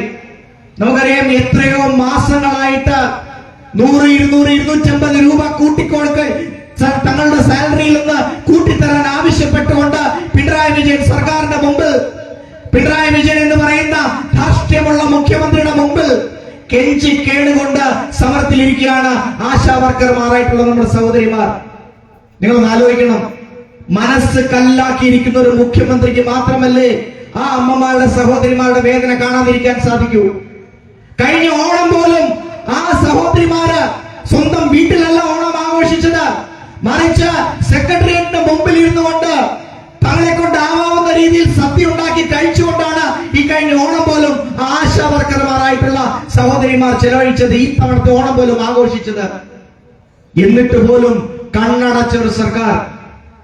നേരത്തെ ഇവിടെ സന്ദീപ് ജി പറഞ്ഞതുപോലെ പരമലയിലെ സംഭവം ഉണ്ടായപ്പോൾ അതിനെ പുച്ഛിച്ചു തള്ളിയ അതേ ഇടതുപക്ഷത്തിന്റെ മനോഭാവമാണ് ഇന്നും സെക്രട്ടേറിയറ്റിന് മുമ്പിൽ മുട്ടിലെഴിയുന്ന PSC ഉദ്യോഗാർത്ഥികളെ കാണുമ്പോൾ പുച്ഛിച്ചു തള്ളുന്ന പിണറായി വിജയനും പിണറായി വിജയന്റെ സർക്കാരിനും ഉള്ളത്. അന്ന് പരമല സംഭവത്തിൽ എങ്ങനെയാണോ ആ സംഭവത്തെ പുച്ഛിച്ചു തള്ളിയത്, അതേ മനോഭാവത്തോടു കൂടിയാണ് ഇന്നും പിണറായി വിജയനും പിണറായി വിജയന്റെ സർക്കാരും ആശാ വർക്കർമാരെ നേരെ നോക്കിക്കൊണ്ട് ഇന്നും പുച്ഛിച്ചു ചിരിക്കുന്നത്. മനസ്സിൽ ക്രൂരതയുള്ളവർക്ക് മാത്രമേ ഇങ്ങനെ പെരുമാറാൻ സാധിക്കുകയുള്ളൂ. മനസ്സിൽ ക്രൂരതയുള്ളവർക്ക് മാത്രമേ ഇത്രയും നിഷ്ഠൂരമായി കേരളത്തിലെ ജനങ്ങളോട് പെരുമാറാൻ സാധിക്കുകയുള്ളൂ. എന്നിട്ട് നമുക്കെല്ലാം ഓർമ്മയുണ്ട്, 2019 എന്ന് പറയുന്ന വർഷം കേരളത്തിലെ ഓരോ അയ്യപ്പ ഭക്തന്റെയും ഓരോ വിശ്വാസികളെയും ക്രൂരമായി പരിഹസിച്ച, ക്രൂരമായി ആക്രമിച്ച, ക്രൂരമായി നേരിട്ട ഒരു പിണറായി വിജയൻ സർക്കാർ നമ്മുടെ എല്ലാം മനസ്സിൽ, നമ്മുടെ മനോമണ്ഡലത്തിൽ കൃത്യമായി ഓർമ്മയുണ്ട് ആ ദിവസത്തെ ചിത്രങ്ങൾ, ആ ദിവസങ്ങളിലെ ചിത്രങ്ങൾ. നമ്മുടെ അമ്മമാർ, നമ്മുടെ സഹോദരിമാർ സമരവുമായി നിരത്തുകളിലായിരുന്നു.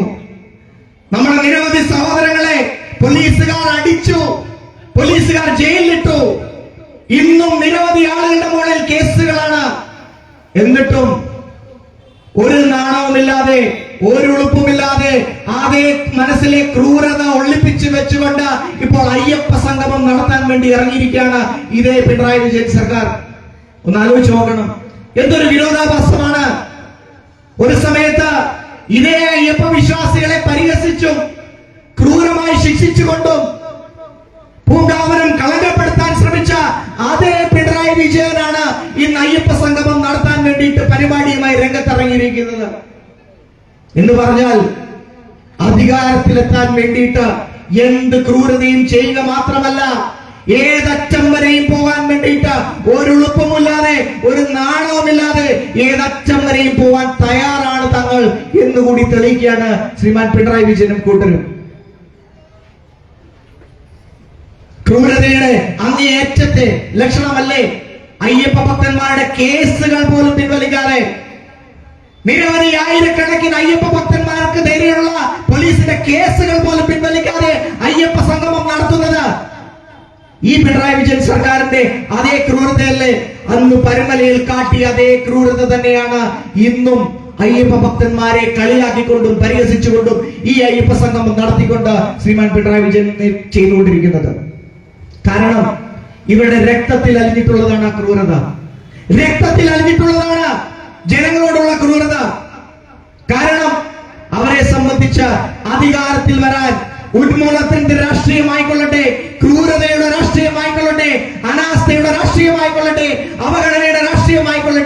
എന്ത് ചെയ്തിട്ടാണെങ്കിലും അധികാരത്തിൽ വരാൻ വേണ്ടി മാത്രം ഇരിക്കുന്ന ഒരു മുഖ്യമന്ത്രിയുടെ കൂട്ടത്തിൽ ഒരു പ്രസ്ഥാനവുമാണ് ഇടതുപക്ഷം. ഇന്ന് കേരളം നേരിടുന്ന ഓരോ പ്രശ്നങ്ങൾക്ക് നേരെയും കണ്ണടച്ചുകൊണ്ട് എത്ര ക്രൂരമായിട്ടാണ് ശ്രീമാൻ പിണറായി വിജയൻ കൈകാര്യം ചെയ്യുന്നത്. നമുക്കറിയാം, നമ്മുടെയൊക്കെ നാട്ടില് ഏറ്റവും അധികം നേരിടുന്ന ഒരു പ്രശ്നം എന്താണെന്ന് ചോദിച്ചു കഴിഞ്ഞാൽ നമ്മുടെ ചെറുപ്പക്കാർക്ക് തൊഴിലില്ല എന്നുള്ളൊരു പ്രശ്നമാണ്. എന്നെ പലപ്പോഴും പല രാജ്യങ്ങളിൽ നിന്നും പണ്ട് യുവമോർച്ചയിലും ABVP-യിലും ഒക്കെ പ്രവർത്തിച്ചിരുന്ന പല നമ്മുടെ പ്രവർത്തകരും വിളിക്കാറുണ്ട്. എനിക്ക് പരിചയമുള്ള എന്റെ ബന്ധുക്കളായിട്ടുള്ള പല ചെറുപ്പക്കാരും വിളിക്കാറുണ്ട്.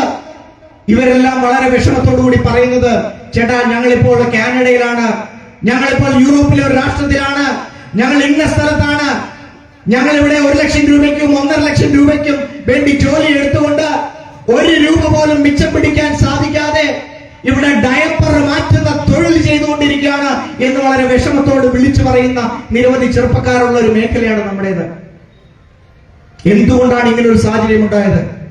കാരണം ഞാൻ നേരത്തെ പറഞ്ഞതുപോലെ ശ്രീമാൻ പിണറായി വിജയൻ സർക്കാരിന്റെയും ഇടതുപക്ഷത്തിന്റെയും രാഷ്ട്രീയ ആശയം എന്താണെന്ന് ചോദിച്ചു കഴിഞ്ഞാൽ അധികാരത്തിൽ കടിച്ചു തൂങ്ങി കിടക്കാൻ വേണ്ടിയിട്ട് ചെയ്യാവുന്നതെല്ലാം ചെയ്യുക എന്നുള്ളത് മാത്രമാണ്. പക്ഷേ ഇവിടുത്തെ കേരളത്തിലെ സാധാരണക്കാരായ ആളുകൾ അനുഭവിക്കുന്ന പ്രശ്നങ്ങൾക്ക് നേരെ ക്രൂരമായി കണ്ണടക്കുക എന്നുള്ളത് ഏറ്റവും വലിയ ഉദാഹരണമല്ലേ നമ്മുടെ ചെറുപ്പക്കാർക്ക് ഇങ്ങനെ നാടുവിടേണ്ടി വരുന്നത്. ഇപ്പോൾ ഈ പത്തനംതിട്ട ജില്ലയിലും മറ്റുമൊക്കെ പോയി കഴിഞ്ഞാൽ ഏറ്റവും അധികം ഭവനങ്ങളിൽ നമുക്ക് കാണാൻ സാധിക്കുന്നത് പ്രായമായ അമ്മമാരും അച്ഛന്മാരും മാത്രമുള്ള വീടുകളാണ്. എങ്ങനെയാണ് ഇങ്ങനെ ഒരു സാഹചര്യം കേരളത്തിലുണ്ടായത്? ഇങ്ങനെ ഒരു സാഹചര്യം കേരളത്തിലുണ്ടായത് ശ്രീമാൻ പിണറായി വിജയൻ നേതൃത്വം നൽകുന്ന ആ ഇടതുപക്ഷ പ്രസ്ഥാനങ്ങളുടെ രാഷ്ട്രീയം, ക്രൂരമായ രാഷ്ട്രീയം ഒന്നുകൊണ്ട് മാത്രമാണ്. നമുക്കറിയാം, ഇന്ന് കേരളത്തിൽ ഒരു വ്യവസായി വന്ന് ഒരൽപ്പം പൈസ ചെലവാക്കി അവൻ ലോൺ എടുത്തിട്ടാണ് കഴിഞ്ഞാൽ ഒരു വ്യവസായശാല തുടങ്ങി കഴിഞ്ഞാൽ ഉടനെ വരും ചെങ്കൊടിയും ഏന്തിക്കൊണ്ട് ഒരു കൂട്ടം ആളുകൾ അവന്റെ വ്യവസായം അടച്ചുപൂട്ടിക്കാൻ, അവന്റെ പ്രസ്ഥാനം അടച്ചുപൂട്ടിക്കാൻ.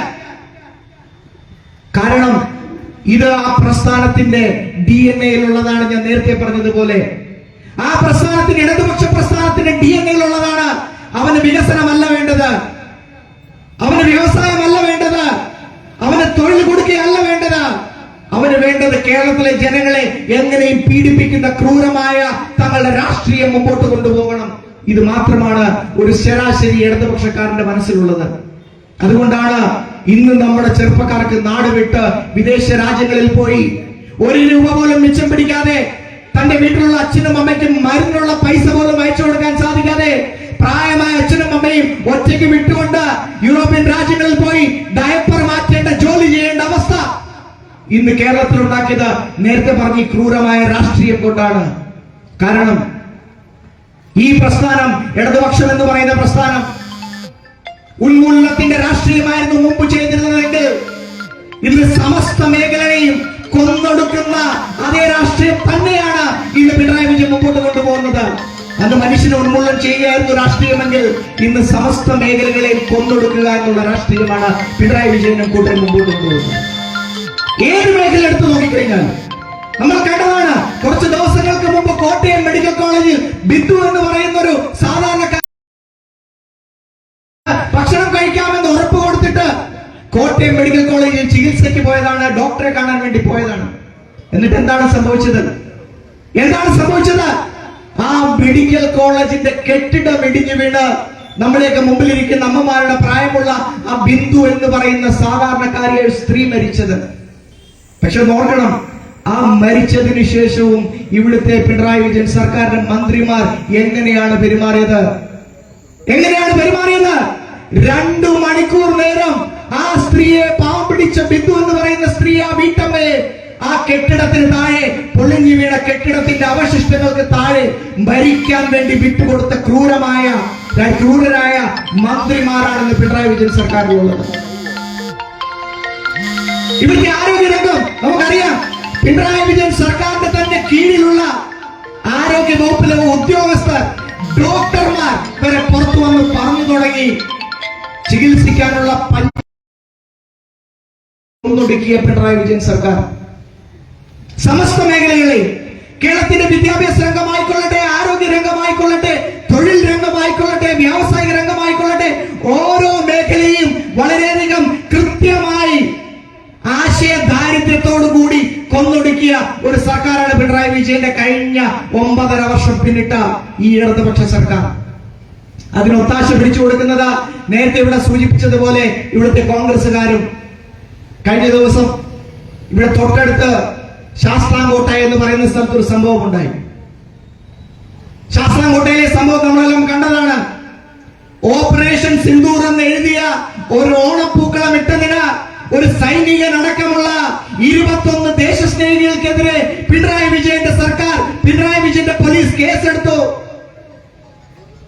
ഒന്ന് ആലോചിക്കണം, ഭാരതത്തിലെ 26 സാധാരണക്കാരെ മതം ചോദിച്ച് കൊന്നൊടുക്കിയ പെഹൽഗാമിലെ തീവ്രവാദികളെ അവരുടെ രാഷ്ട്രത്തിൽ പോയി, അവരുടെ നാട്ടിൽ പോയി, പാകിസ്ഥാൻ എന്ന് പറയുന്ന രാഷ്ട്രത്തിന്റെ നെഞ്ചിൽ പോയി ആക്രമിച്ചില്ലാതാക്കി ചുട്ട മറുപടി കൊടുത്ത ഓപ്പറേഷൻ സിന്ദൂർ എന്ന് പറയുന്ന ഓരോ ഭാരതീയന്റെയും അഭിമാനമായ ഓപ്പറേഷൻ സിന്ദൂറിന്റെ പേരിൽ ഒരു ഓണപ്പൂക്കളം ഇട്ടപ്പോൾ ഇവിടുത്തെ പിണറായി വിജയൻ സർക്കാരിന് ഇഷ്ടപ്പെട്ടില്ല, പോലീസുകാർക്ക് ഇഷ്ടപ്പെടുന്നില്ല. ഒന്ന് ആലോചിക്കണം, ഇവിടെ പരുമലയിലെ ഈ സംഭവം നടന്നപ്പോഴും നമ്മളൊന്നും മറക്കരുത്. അന്ന് ആ പിണറായി വിജയൻ സർക്കാരും അന്ന് ഇടതുപക്ഷത്തിന്റെ അന്നത്തെ സർക്കാരും അന്ന് CPM എന്ന് പറയുന്ന പാർട്ടിയും ചേർന്ന് നമ്മുടെ 3 യുവ പ്രവർത്തകരെ കൊന്നൊടുക്കിയപ്പോൾ അവർക്ക് ഒത്താശ പിടിച്ചു കൊടുത്തത് ഇവിടുത്തെ കേരള പോലീസിലെ ഒരു വിഭാഗം ആളുകളായിരുന്നു. അതുകൊണ്ടാണ് നേരത്തെ സന്ദീപ് ഇവിടെ പറഞ്ഞതുപോലെ കൃത്യമായ വിധി പറയാൻ പോലും ന്യായാധീശന് സാധിക്കാതെ പോയത്. കാരണം അന്ന് ഒത്താശ ചെയ്തു കൊടുത്തത്, അവരെ കൊലയ്ക്ക് വിട്ടുകൊടുത്തത് ഇവിടുത്തെ പോലീസിലൊരു വിഭാഗമായിരുന്നു. അതേ പോലീസിലെ വിഭാഗം ഇന്നും പോലീസിലുണ്ട്. ആ വിഭാഗമാണ് കഴിഞ്ഞ ദിവസം ഓപ്പറേഷൻ സിന്ദൂർ എന്ന് പറയുന്ന പൂക്കളമിട്ടപ്പോൾ അത് മായ്ച്ചു കളയണം എന്ന് പറഞ്ഞുകൊണ്ട് അവിടുത്തെ 21 ദേശസ്നേഹികളെ, സർവീസിലിരിക്കുന്ന ഒരു പട്ടാളക്കാരനടക്കം, ആ പട്ടാളക്കാരനടക്കമുള്ള 21 ദേശസ്നേഹികൾക്കെതിരെ കുറ്റം ചാർത്തിയത്, കുറ്റം ചുമത്തിയത്. എനിക്ക് പറയാനുള്ളത് ഇവിടുത്തെ പോലീസുകാരോട് കൂടിയാണ്. നേരത്തെ പറഞ്ഞു, ഇവിടുത്തെ പിണറായി വിജയൻ സർക്കാർ 9 വർഷം പിന്നിട്ടു. 9 വർഷം പിന്നിട്ട പിണറായി വിജയൻ സർക്കാരിന്റെ ആ ധാർഷ്ട്യത്തോടും അഹങ്കാര ഹൂങ്കും കണ്ടിട്ടാണ് ഇവിടുത്തെ ഇടതുപക്ഷത്തിന്റെ ഒത്താശ ചെയ്തു കൊടുക്കുന്ന ഇവിടുത്തെ പോലീസുകാർ കരുതുന്നതെങ്കിൽ, നേരത്തെ ഇവിടെ സന്ദീപ് സൂചിപ്പിച്ചതുപോലെ ബംഗാളിന്റെയും ത്രിപുരയുടെയും ഒക്കെ അവസ്ഥ കേരളത്തിൽ ഉണ്ടാവാൻ അധികം വൈകാൻ പോകുന്നില്ല. എനിക്ക് ഓർമ്മയുണ്ട്, ത്രിപുരയില് ഒരു 25 വർഷം മുമ്പ്, 22 വർഷം മുമ്പ് എനിക്ക് ഒരിക്കൽ യാത്ര ചെയ്യാൻ ഒരു അവസരം ഉണ്ടായി. അന്ന് എനിക്ക് ത്രിപുരയിൽ പോകാന്, എനിക്ക് ത്രിപുരയിൽ എത്തണമെന്നുണ്ടെങ്കിൽ എന്താണ് മാർഗമെന്ന് അന്വേഷിച്ച് എന്റെ കൂടെയുള്ള സഹപ്രവർത്തകരോട് ചോദിച്ചപ്പോൾ പറഞ്ഞു, ബസ്സിൽ മാത്രമേ നിങ്ങൾക്ക് യാത്ര ചെയ്തു പോകാൻ സാധിക്കുകയുള്ളൂ. ഇപ്പൊ എവിടുന്നാണ് ബസ് പിടിക്കേണ്ടത്? അസാം എന്ന് പറയുന്ന ത്രിപുരയിൽ നിന്ന് വളരെ ദൂരെയുള്ള ഒരു സംസ്ഥാനത്ത് പോയി അവിടുത്തെ ഗുവാഹട്ടി എന്ന് പറയുന്ന നഗരത്തിൽ നിന്ന് 25 മണിക്കൂർ യാത്ര ചെയ്താൽ, അതും പോലീസിന്റെയും പട്ടാളത്തിന്റെയും അകമ്പടിയോടുകൂടി യാത്ര ചെയ്ത് വേണം ത്രിപുര എന്ന് പറയുന്ന സംസ്ഥാനത്ത് പോകാൻ. നമ്മൾ ഓർക്കണം, കാലങ്ങളായി അധികാര മുമ്പുണ്ടായിരുന്ന ആ ത്രിപുര ഒരു 1.5-2 വർഷം മുമ്പ് എനിക്ക് വീണ്ടും ത്രിപുരയിൽ പോകാൻ അവസരം ലഭിച്ചു.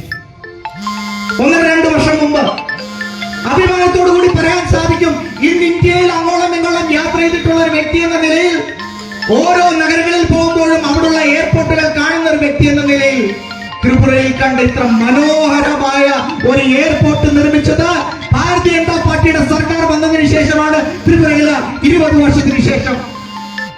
ഇതാണ് ഈ 2 പ്രസ്ഥാനങ്ങൾ തമ്മിലുള്ള വ്യത്യാസം. 2013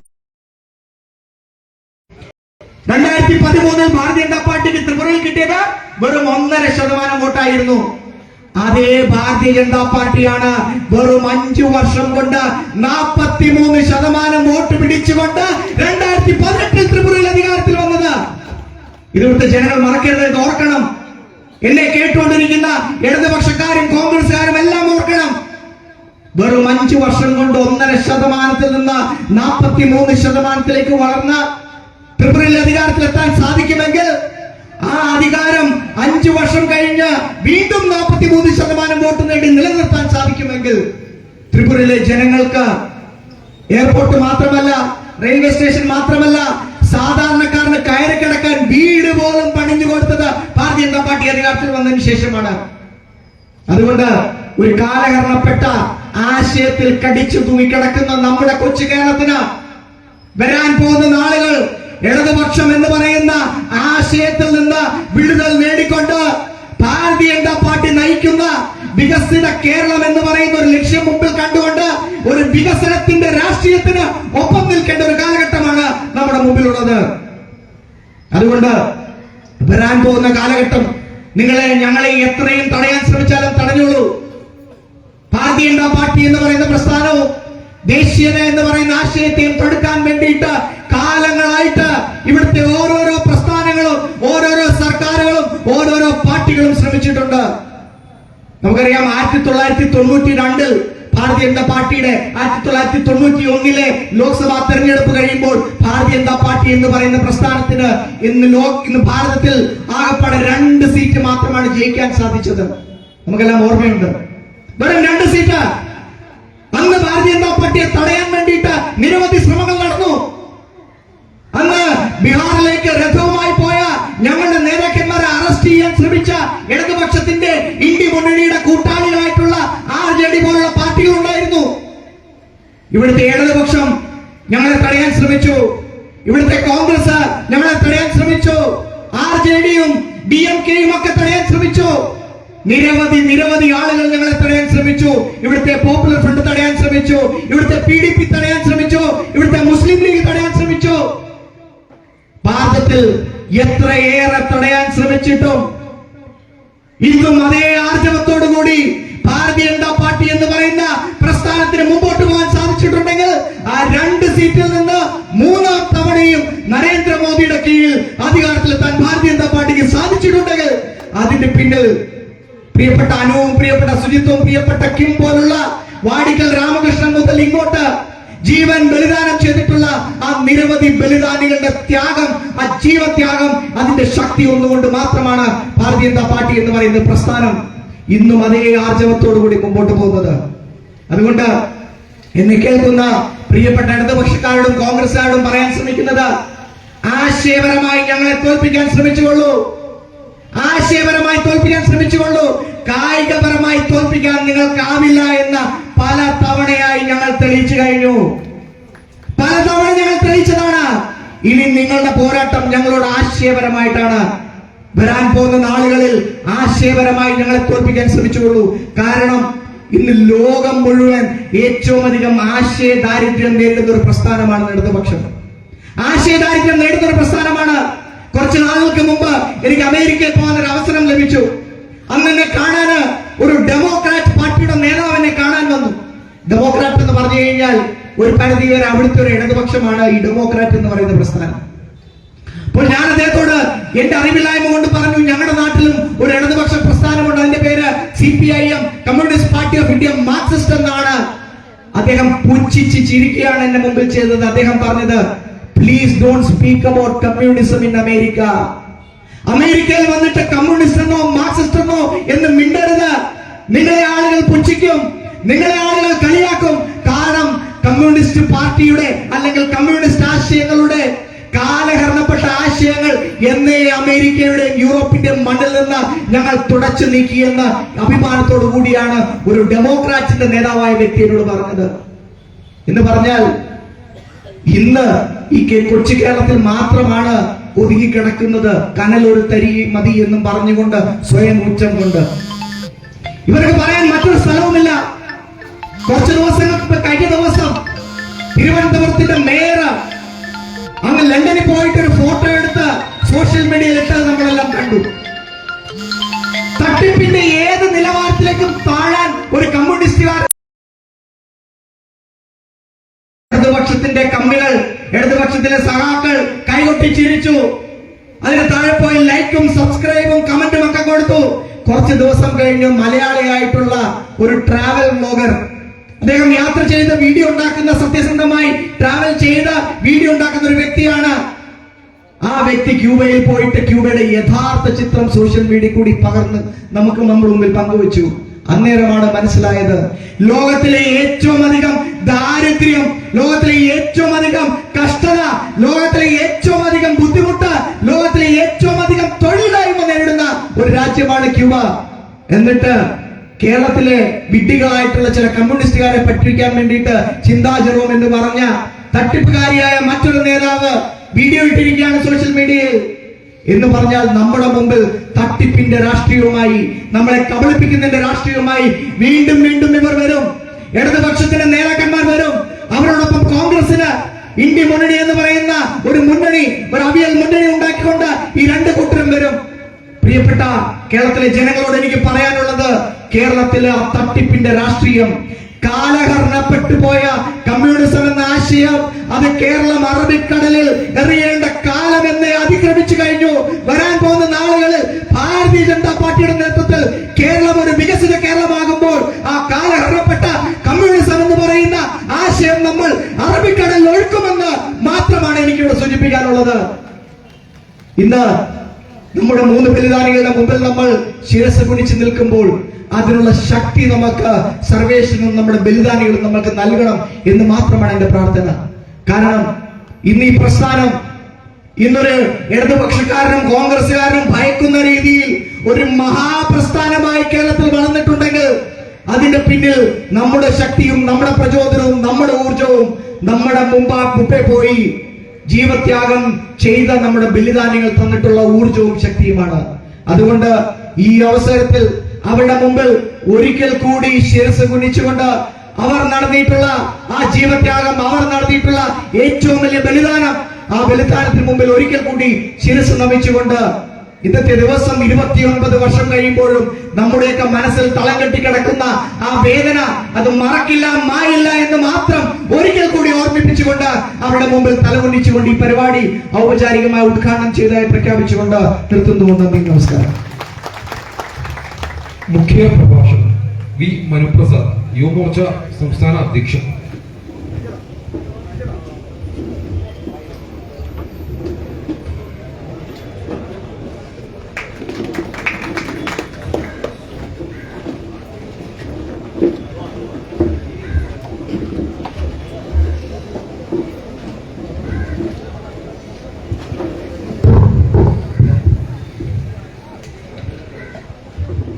ഈ വേദിയിൽ അധ്യക്ഷത വഹിക്കുന്ന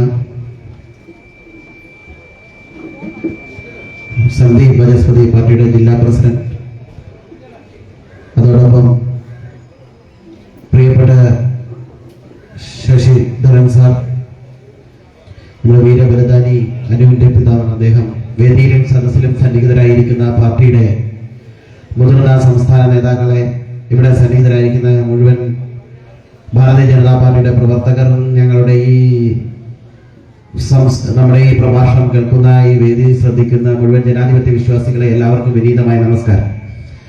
സമയമേറെ അതിക്രമിച്ചു എന്നുള്ളത് നമ്മളെ സംബന്ധിച്ചിടത്തോളം ഒരു വലിയ കാര്യമല്ല എന്നാണ് എനിക്ക് സൂചിപ്പിക്കാനുള്ളത്. പ്രത്യേകിച്ച് ഈ വേദിയിൽ നിന്നുകൊണ്ട് ഒരൊറ്റ നിമിഷം കൊണ്ട് എല്ലാം അസ്തമിച്ചു പോകുമെന്ന പ്രതീക്ഷയിലായിരുന്നു ഈ പ്രസ്ഥാനത്തിന്റെ പ്രത്യയശാസ്ത്രത്തിലേക്ക് കടന്നു വന്ന 3 കുട്ടികളെ കമ്മ്യൂണിസ്റ്റ് ഭീകരതയുടെ നരാധമന്മാർ കൊന്നു തള്ളാൻ തീരുമാനിച്ചത്. ലോകം മുഴുവൻ കീഴടക്കാൻ, ആശയപരമായി കീഴടക്കാൻ ഇറങ്ങി പുറപ്പെട്ട ഒരു പ്രസ്ഥാനത്തിന് കൂടെ ചേരാൻ തയ്യാറായി വന്നവർ ആ ആദർശത്തിന്റെ ശുദ്ധിയിലും ജീവിതത്തിന്റെ കരുത്തിലും പ്രസ്ഥാനത്തിന്റെ ആദർശത്തിന്റെ ശക്തിയിലുമെല്ലാം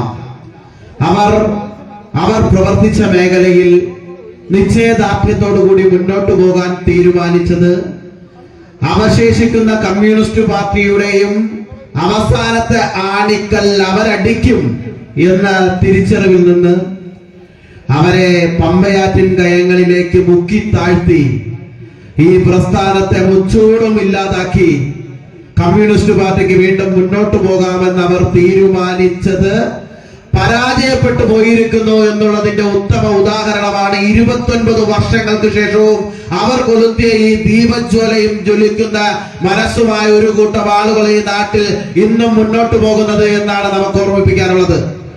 ഏതെങ്കിലും ഒരു ആക്രമണത്തിന്റെ ഭാഗമായി, ആയുധത്തിന്റെ ഭാഗമായി കൊന്നുകൊണ്ട് ഇല്ലാതാക്കി കളയാമെന്ന് വിചാരിച്ച കമ്മ്യൂണിസ്റ്റ് കാപാലികന്മാരുടെ മുഖത്ത് നോക്കി നിങ്ങൾ അങ്ങനെ ഇല്ലാതാക്കി കളയാമെന്ന് വിചാരിച്ച അനുവും സുജിത്തും കിംകരുണാകരനും ഉൾപ്പെടെ കേരളത്തിലെ അങ്ങോളം ഇങ്ങോളമുള്ള ബലിദാനികൾ കൊളുത്തിവിട്ട ദീപജ്വാലയിൽ മുറുകെ പിടിച്ചുകൊണ്ട് അതിൽ ആത്മാഭിമാനം കൊള്ളുന്ന ആയിരക്കണക്കിന് ലക്ഷക്കണക്കിന് ചെറുപ്പക്കാരുള്ള ഒരു പ്രസ്ഥാനമായി, പ്രവർത്തകരുള്ള ഒരു പ്രസ്ഥാനമായി നിങ്ങളുടെ കൂട്ടത്തിൽ പോലും പ്രവർത്തിച്ചിരുന്നവർ ആ ചെങ്കൊടി അപകടത്തിൻ്റെതാണെന്ന് പറഞ്ഞു വലിച്ചെറിഞ്ഞ് ഇന്ന് ഈ ഹരിതകാവി വർണ്ണ പതാക പിടിക്കാൻ തയ്യാറായി നിൽക്കുന്ന ഈ കാലഘട്ടം സംഭാവന ചെയ്തത് നിങ്ങൾ കൊന്നു തള്ളിയാൽ തീരുന്നതല്ല, നിങ്ങൾ കുഴിച്ചു മൂടിയാൽ തീരുന്നതല്ല.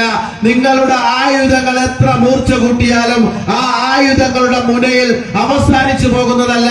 ഈ പ്രത്യയശാസ്ത്രവും ഇതിനുവേണ്ടി പണിയെടുത്തവർ, ബലിദാനം ചെയ്തവർ, തകർന്ന ആശയവും എന്ന് ഓർമ്മിപ്പിക്കുകയാണ്. ഇവിടെ നമ്മൾ ഓരോ കാലഘട്ടങ്ങളിലും എത്രമാത്രം പ്രസക്തമാണ് ഇത്തരം ദിവസങ്ങളെന്ന് ഓർമ്മിപ്പിക്കേണ്ടത് എവിടെയെന്നറിയുമ്പോൾ ഇന്ന് നിത്യേനയെന്നോണം പത്രമാധ്യമങ്ങളും ദൃശ്യമാധ്യമങ്ങളും ഒക്കെ നമ്മൾ തുറന്നു നോക്കിയാൽ കാണുന്ന ഒന്നാണ് ചില പേരുകൾ, ചില വാക്കുകൾ. ജനാധിപത്യം, മാനവികത, സമാധാനം, ആദർശം, സത്യസന്ധത,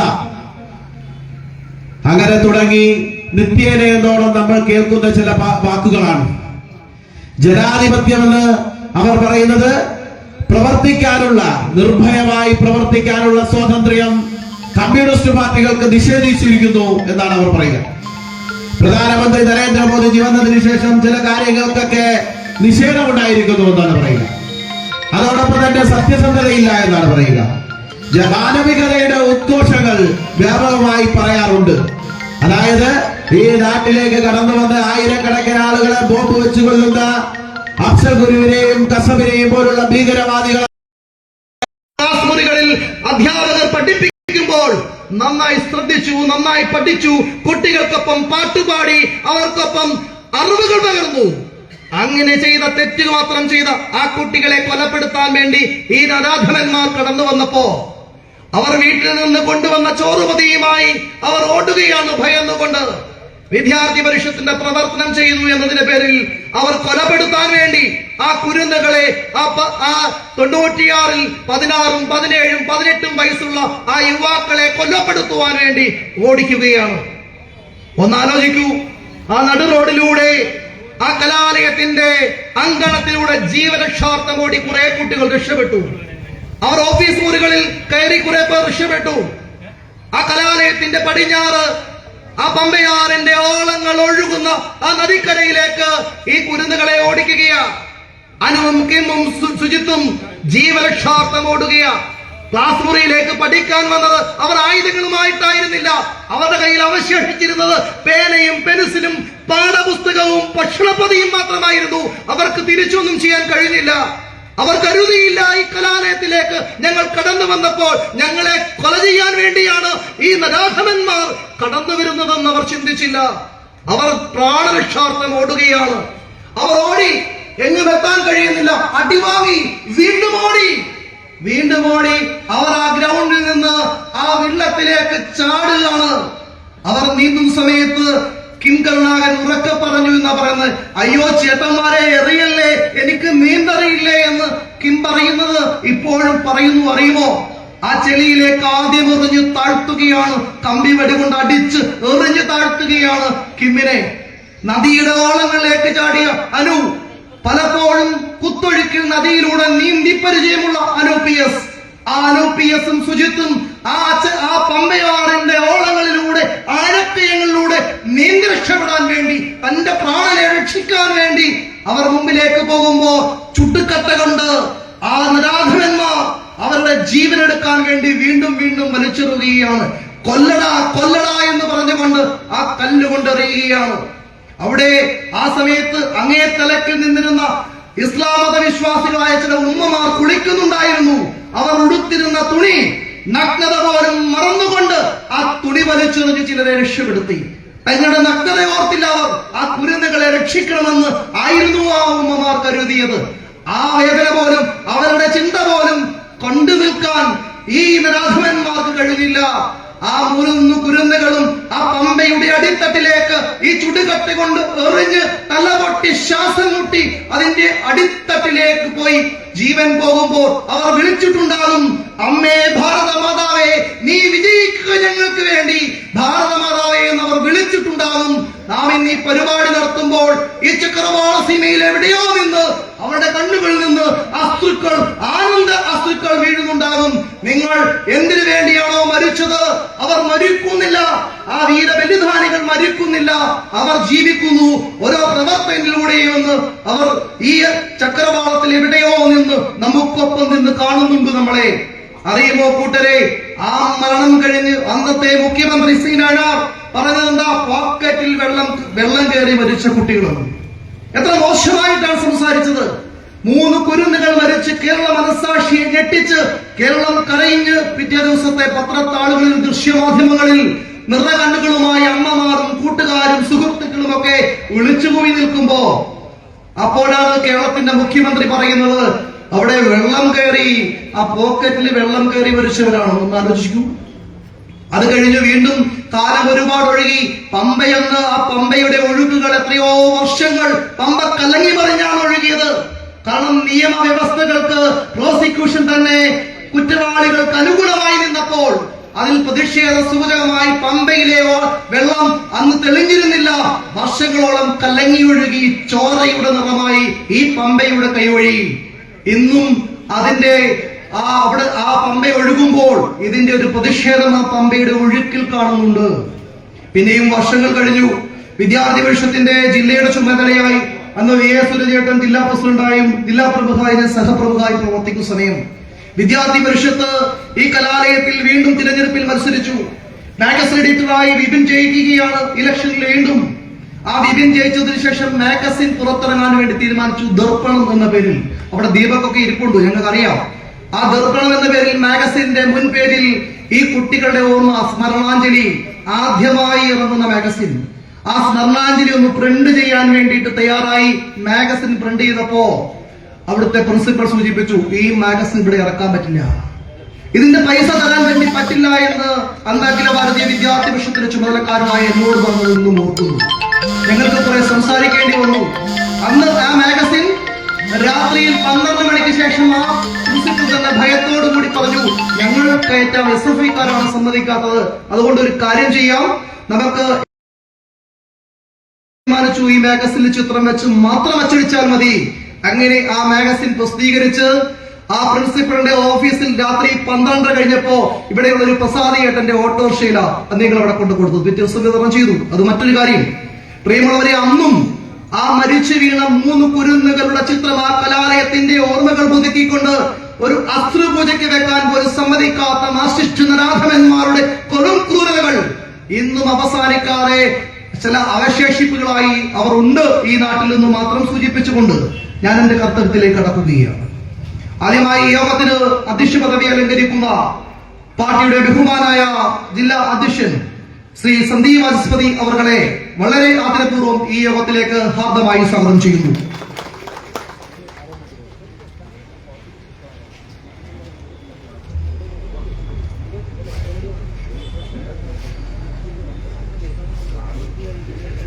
നമ്മുടെ ഈ സമ്മേളനം ഔപചാരികമായി ഉദ്ഘാടനം ചെയ്യുന്നത് ഇന്ന് കേരളത്തിന്റെ യുവജനതയുടെ ശബ്ദമായി തീർന്നിട്ടുള്ള ഭാരതീയ ജനതാ പാർട്ടിയുടെ സംസ്ഥാന ജനറൽ സെക്രട്ടറി ശ്രീ അനൂപ് ആന്റണിജിയാണ്. അദ്ദേഹം ഉജ്ജ്വലനായ വാഗ്മിയാണ്. അദ്ദേഹത്തെ ഈ മനാറിന്റെ മണ്ണിലേക്ക് ഹാർദമായി സ്വാഗതം ചെയ്യുകയാണ്.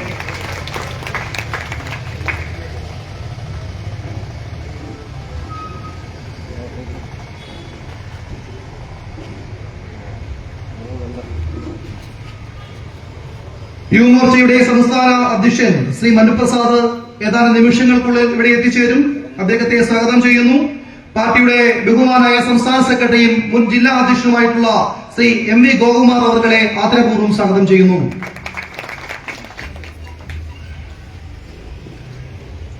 ഭാരതീയ ജനതാ പാർട്ടിയുടെ പത്തനംതിട്ട ജില്ലയുടെ അധ്യക്ഷനും മുൻ അഖില ഭാരതീയ വിദ്യാർത്ഥി പരിഷത്തിന്റെ സംസ്ഥാന സെക്രട്ടറിയുമായിരുന്ന ശ്രീ VA സൂരജ് അവർകളെ വളരെ ആദരപൂർവ്വം ഈ യോഗത്തിലേക്ക് ഹാർദമായി സ്വാഗതം ചെയ്യുന്നു.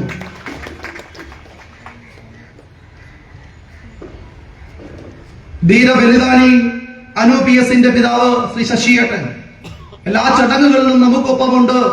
നീറുന്ന വേദനകൾക്കൊപ്പവും സഹപ്രവർത്തകർക്കൊപ്പം തന്റെ കുഞ്ഞിന്റെ കൂട്ടുകാർക്കൊപ്പം ഈ രാഷ്ട്രത്തിന്റെ നന്മയ്ക്കായി ദേശീയതയ്ക്കൊപ്പം നിലയുറപ്പിക്കുന്ന ശ്രീ ശശിയേട്ടനെ എല്ലാവരുടെയും പേരിൽ ഹാർദമായി സ്വാഗതം ചെയ്യുകയാണ്.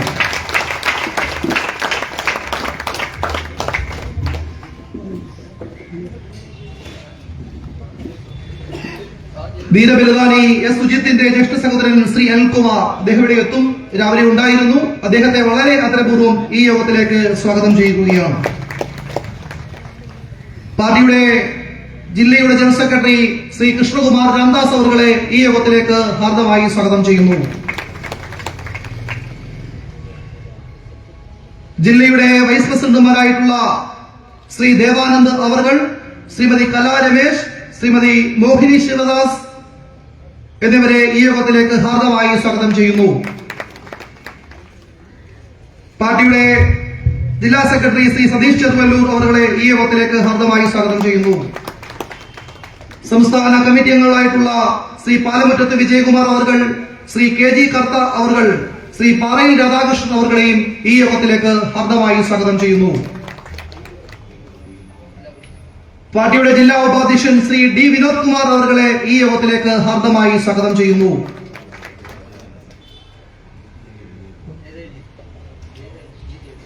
പാർട്ടിയുടെ ജില്ലാ സെക്രട്ടറി ജി ജയദേവ് അവരുടെ ഈ യോഗത്തിലേക്ക് ഹാർദമായി സ്വാഗതം ചെയ്യുന്നു.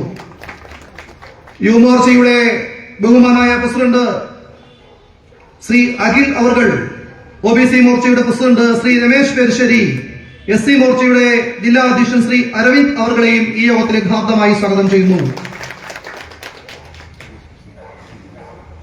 മാന്നാർ മണ്ഡലത്തിന്റെ ബഹുമാനായ പ്രസിഡന്റ് ഈ പരിപാടികളുടെയൊക്കെ ചുക്കാൻ പിടിച്ചുകൊണ്ട് നിൽക്കുന്ന ശ്രീ സതീഷ് കൃഷ്ണൻ അവരുടെ ഈ യോഗത്തിലേക്ക് ഹാർദമായി സ്വാഗതം ചെയ്യുന്നു.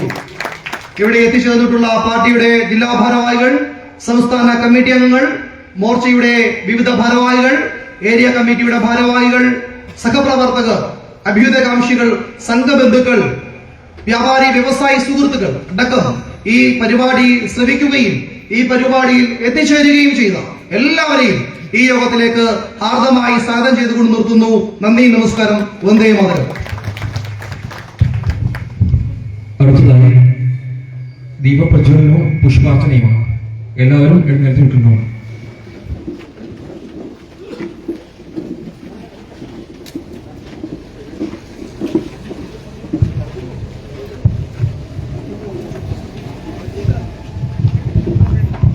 മുദ്രാവാക്യം വിളിച്ചാലും എല്ലാവരും ഏറ്റു വിളിക്കേണ്ടതാണ്.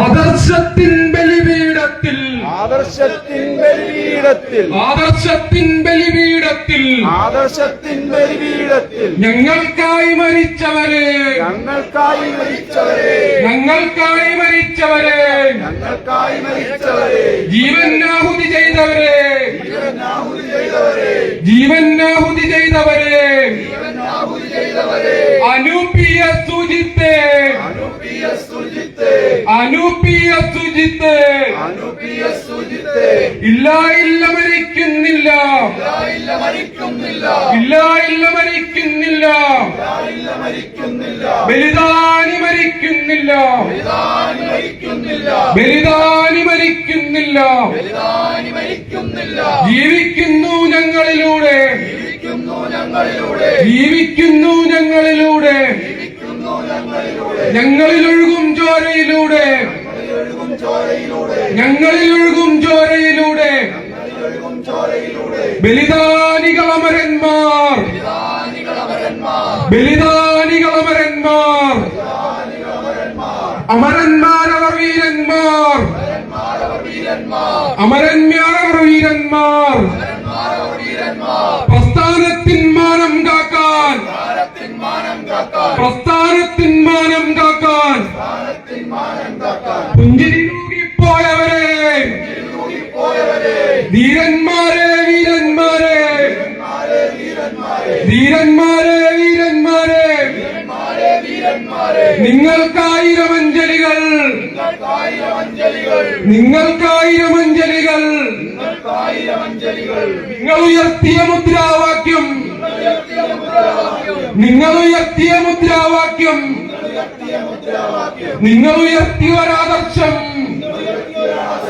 ഞങ്ങൾ ഈ മണ്ണിൽ ശാശ്വതമാക്കും, ഞങ്ങളെ മണ്ണിൽ ശാശ്വതമാക്കും, ശാശ്വതമാക്കും, അനശ്വരമാക്കും. ശാശ്വതമാക്കും, അനശ്വരമാക്കും. ബലിദാനികളമരന്മാർ, ബലിദാനികളമരന്മാർ, അമരന്മാർ അവർ വീരന്മാർ.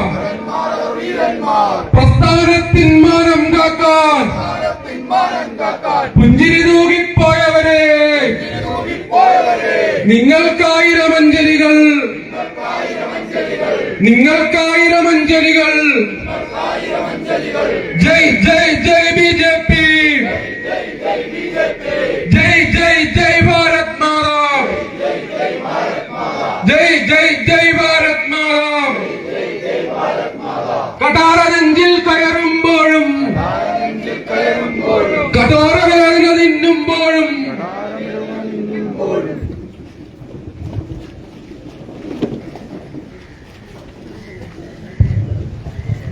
അധ്യക്ഷ ഭാഷണം സന്ദീപ് വചസ്പതി, BJP ജില്ലാ പ്രസിഡന്റ്.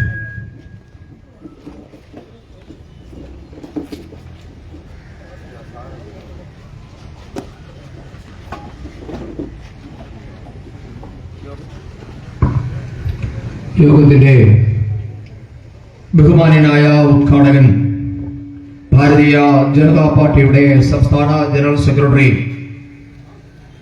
പ്രിയപ്പെട്ട അനൂപ് ആന്റണി ജോസഫ്, ഇന്ന് ഈ വേദിയിൽ മുഖ്യ പ്രഭാഷണം നടത്തുന്ന പാർട്ടിയുടെ സംസ്ഥാന സെക്രട്ടറി ശ്രീ MV ഗോപകുമാർജി, യുവമോർച്ചയുടെ സംസ്ഥാന അധ്യക്ഷൻ ശ്രീ മനുപ്രസാദ്, തീരബലിദാനി അനൂപ് PSന്റെ അച്ഛൻ, നമ്മുടെ ഏവരുടെയും മാർഗദീപമായി നിലകൊള്ളുന്ന ശ്രീ ശശിധരൻ നായർ,